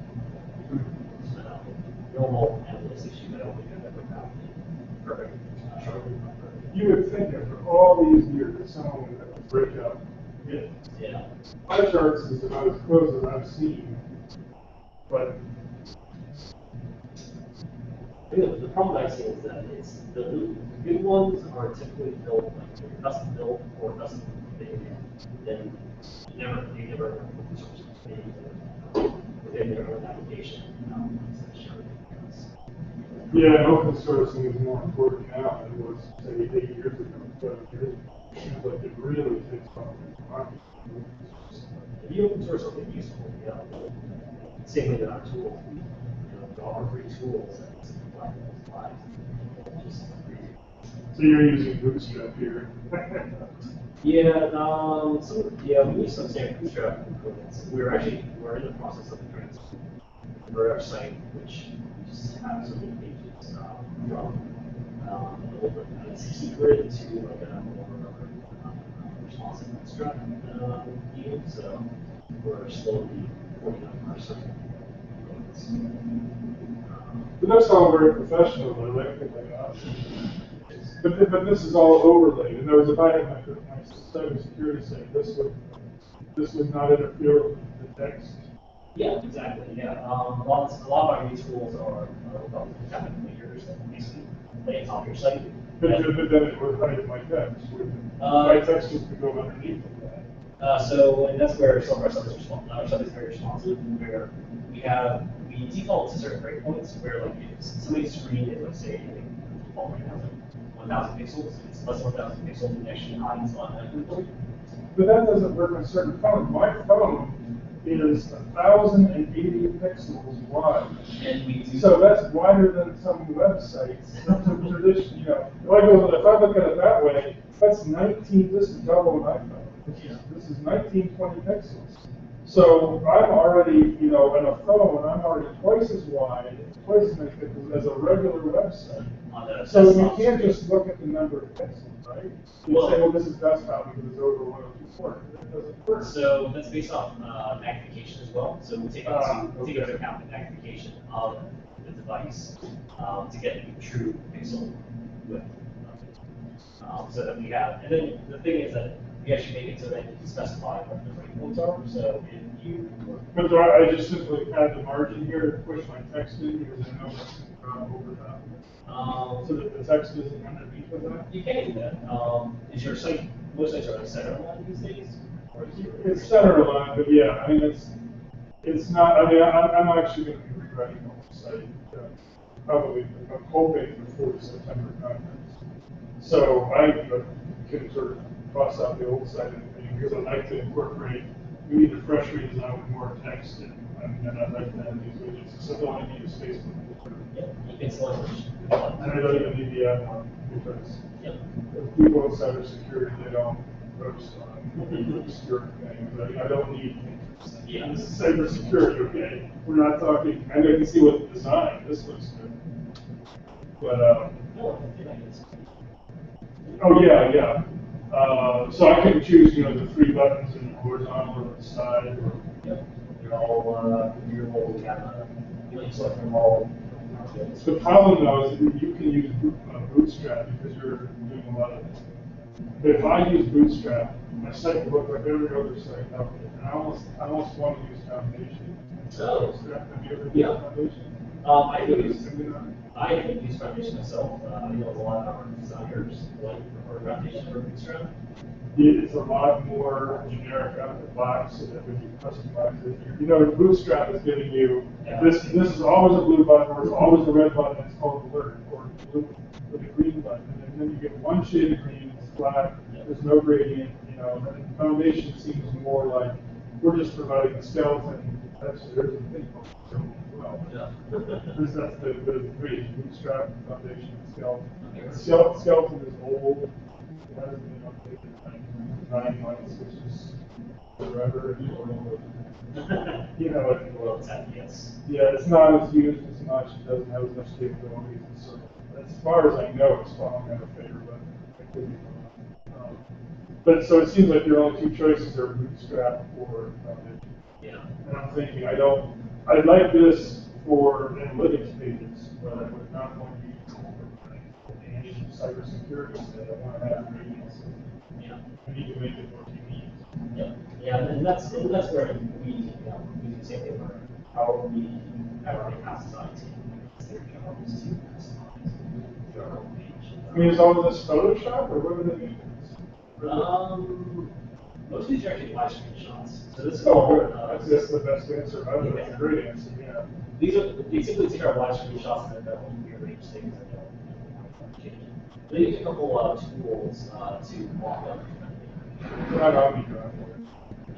They actually do. None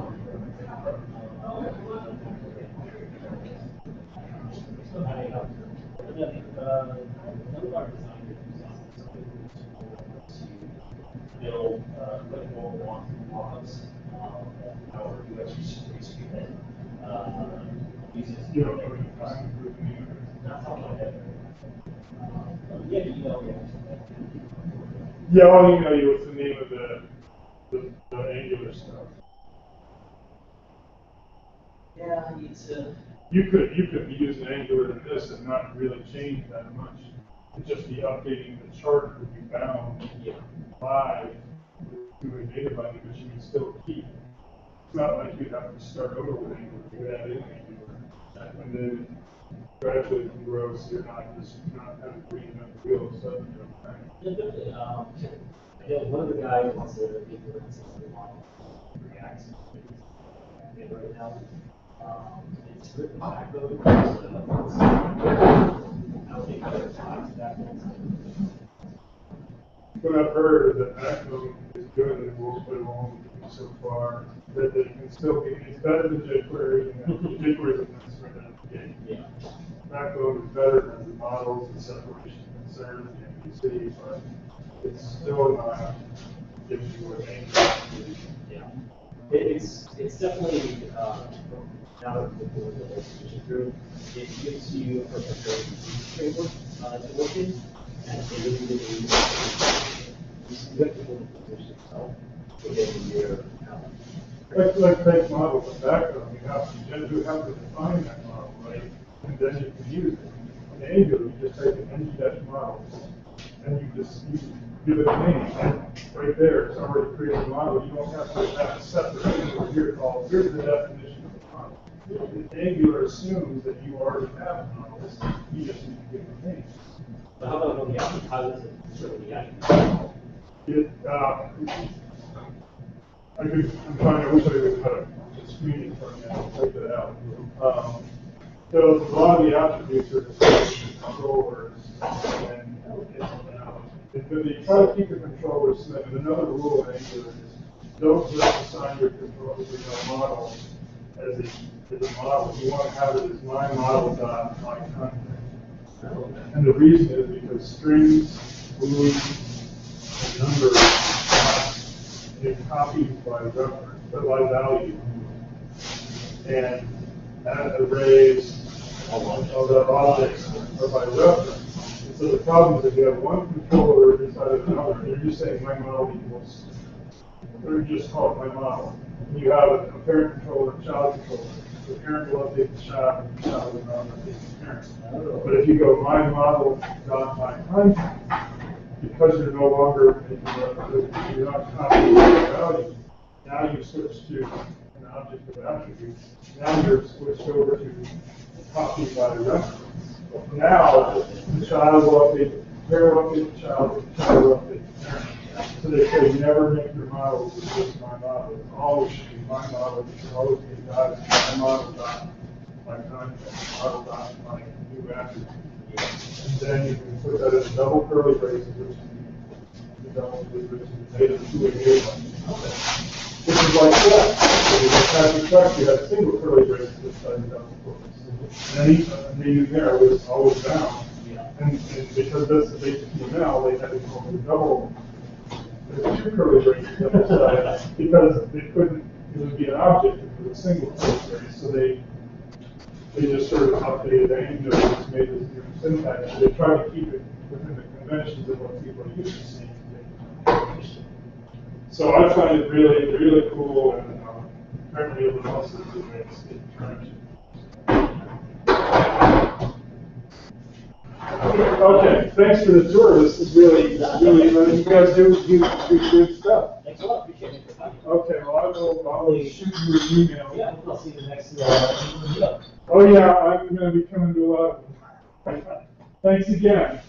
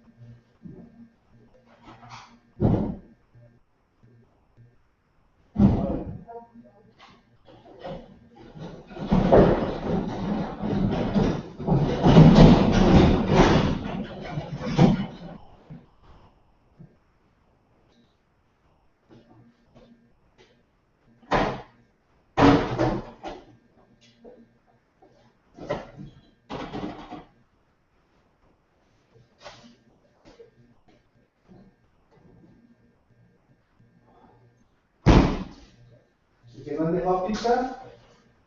Ya la dejé ir, ¿no? ¿A mí no? ¿Verdad? ¿No dejaba? No, no. Ya lo conozco.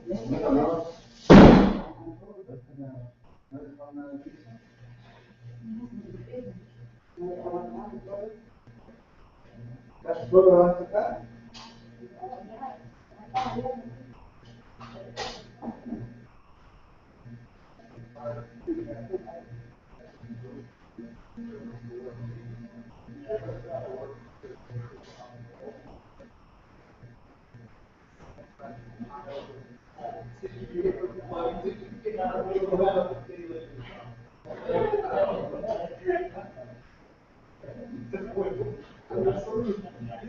Bueno, yo voy a cocinar.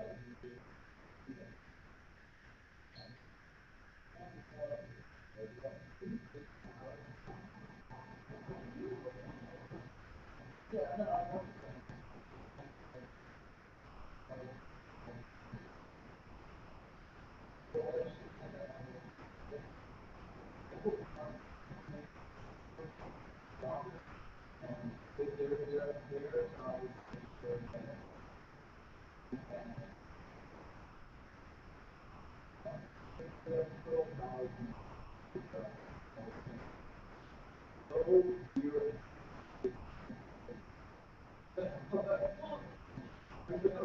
knows this stuff. It was like the text for the but then I would like what but really hard did all that stuff. What was wrong with the page?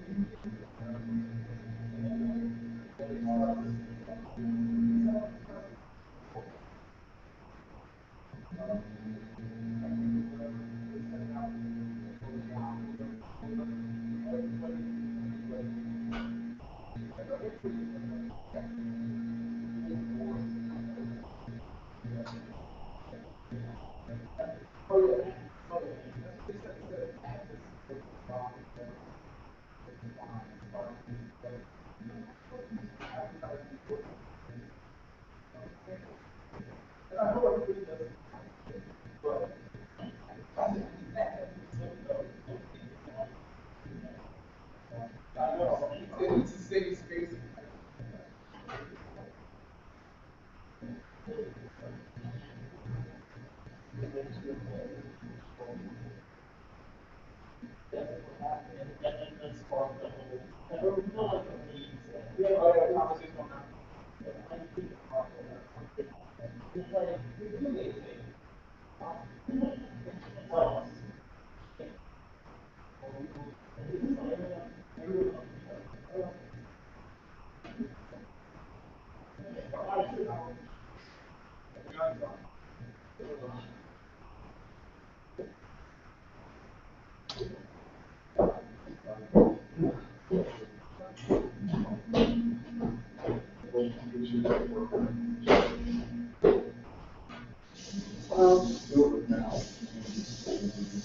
Like they have a meetup tonight, tech meetup, you know.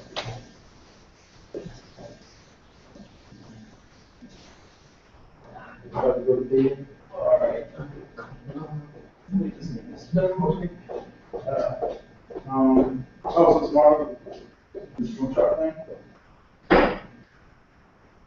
Yeah, sure. Come by, eat dinner on the street, walk around, burn calories on.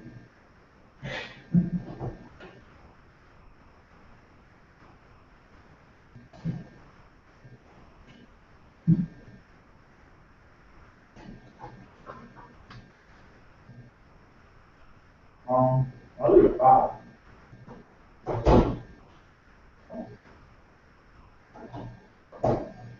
You want me to?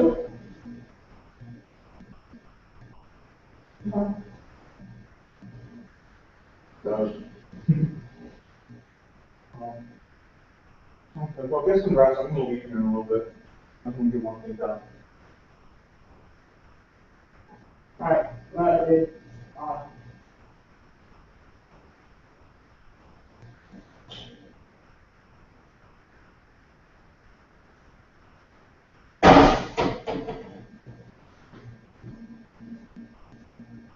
Well, that for a reason. There ain't no signs of music for a reason.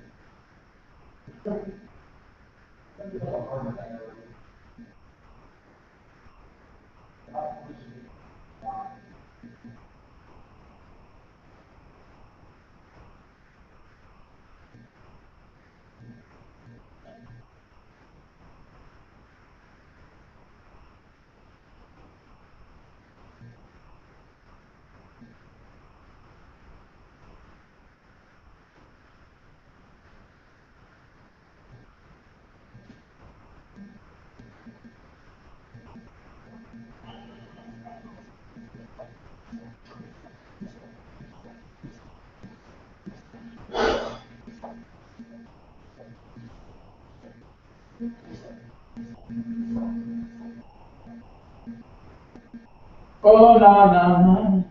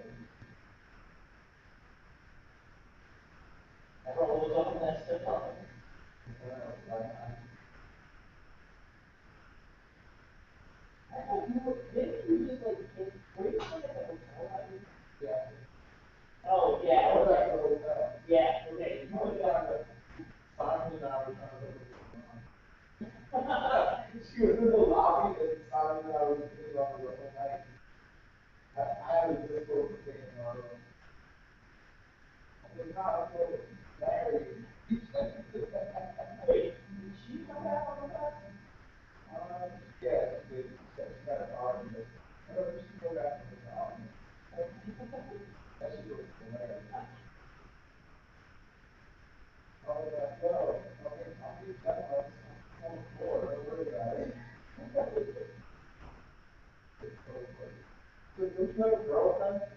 Like, you her at the holiday party? I was like, nah, yo. Like, it's just.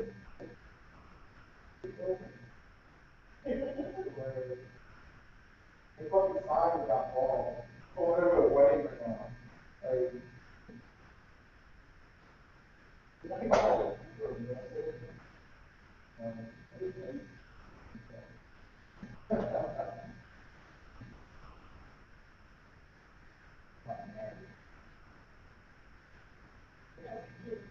yeah.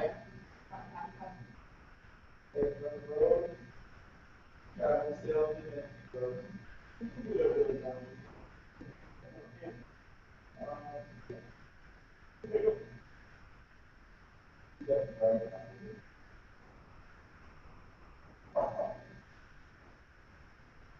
Yeah, I mean, I think it was like, we're like, 2 weeks ago. I don't know.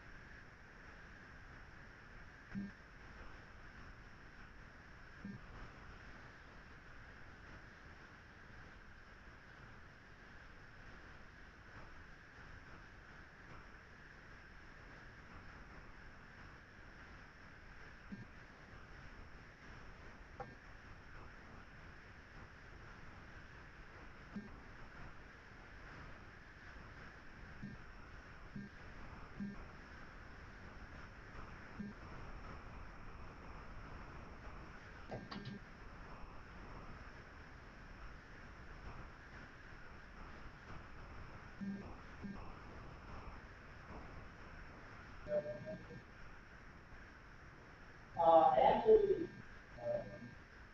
he sent me.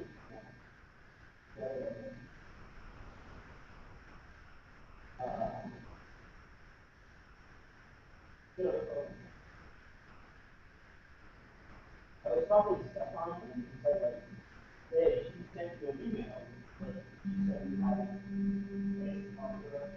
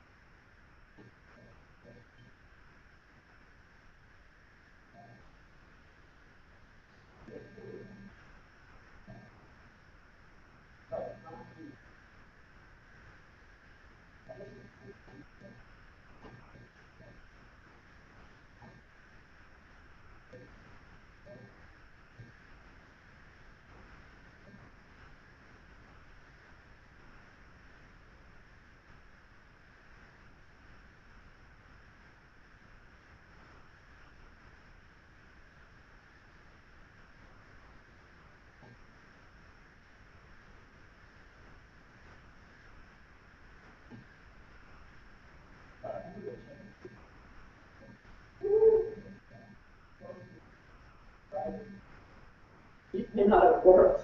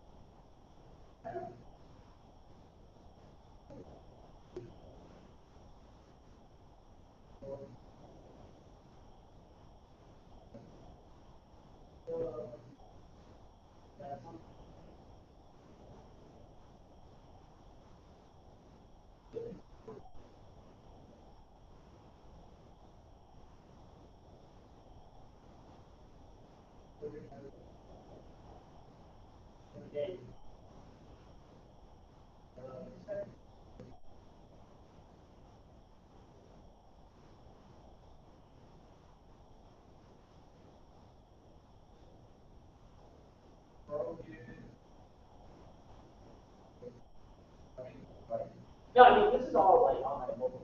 Not it was working for yesterday.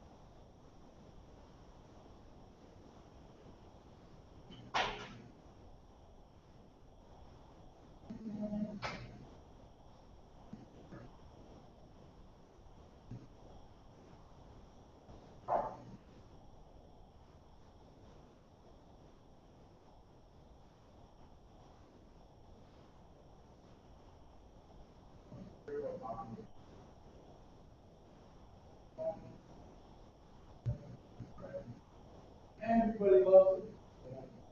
What's wrong with this person? Can't stand for it. Make it pop. That's a good song.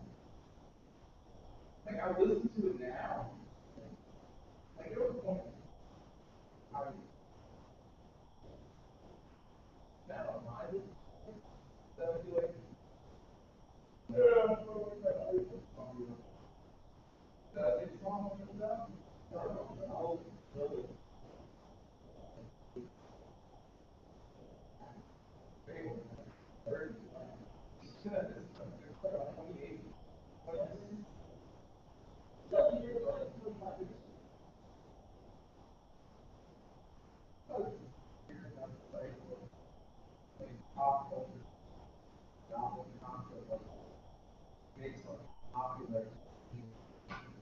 that song like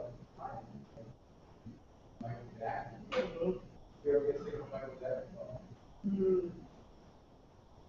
I think I can. I don't listen to Michael. But when I hear him use it, yeah. I get, oh, that's cool. Yeah, I like that. All right, let's see if this fixed it.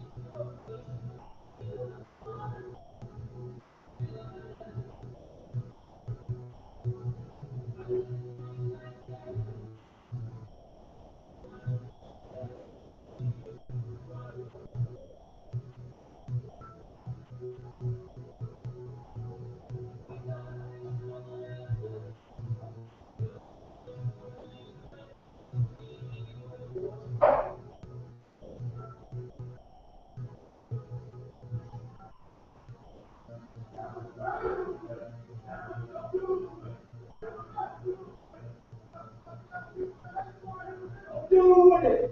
What you gonna do with it?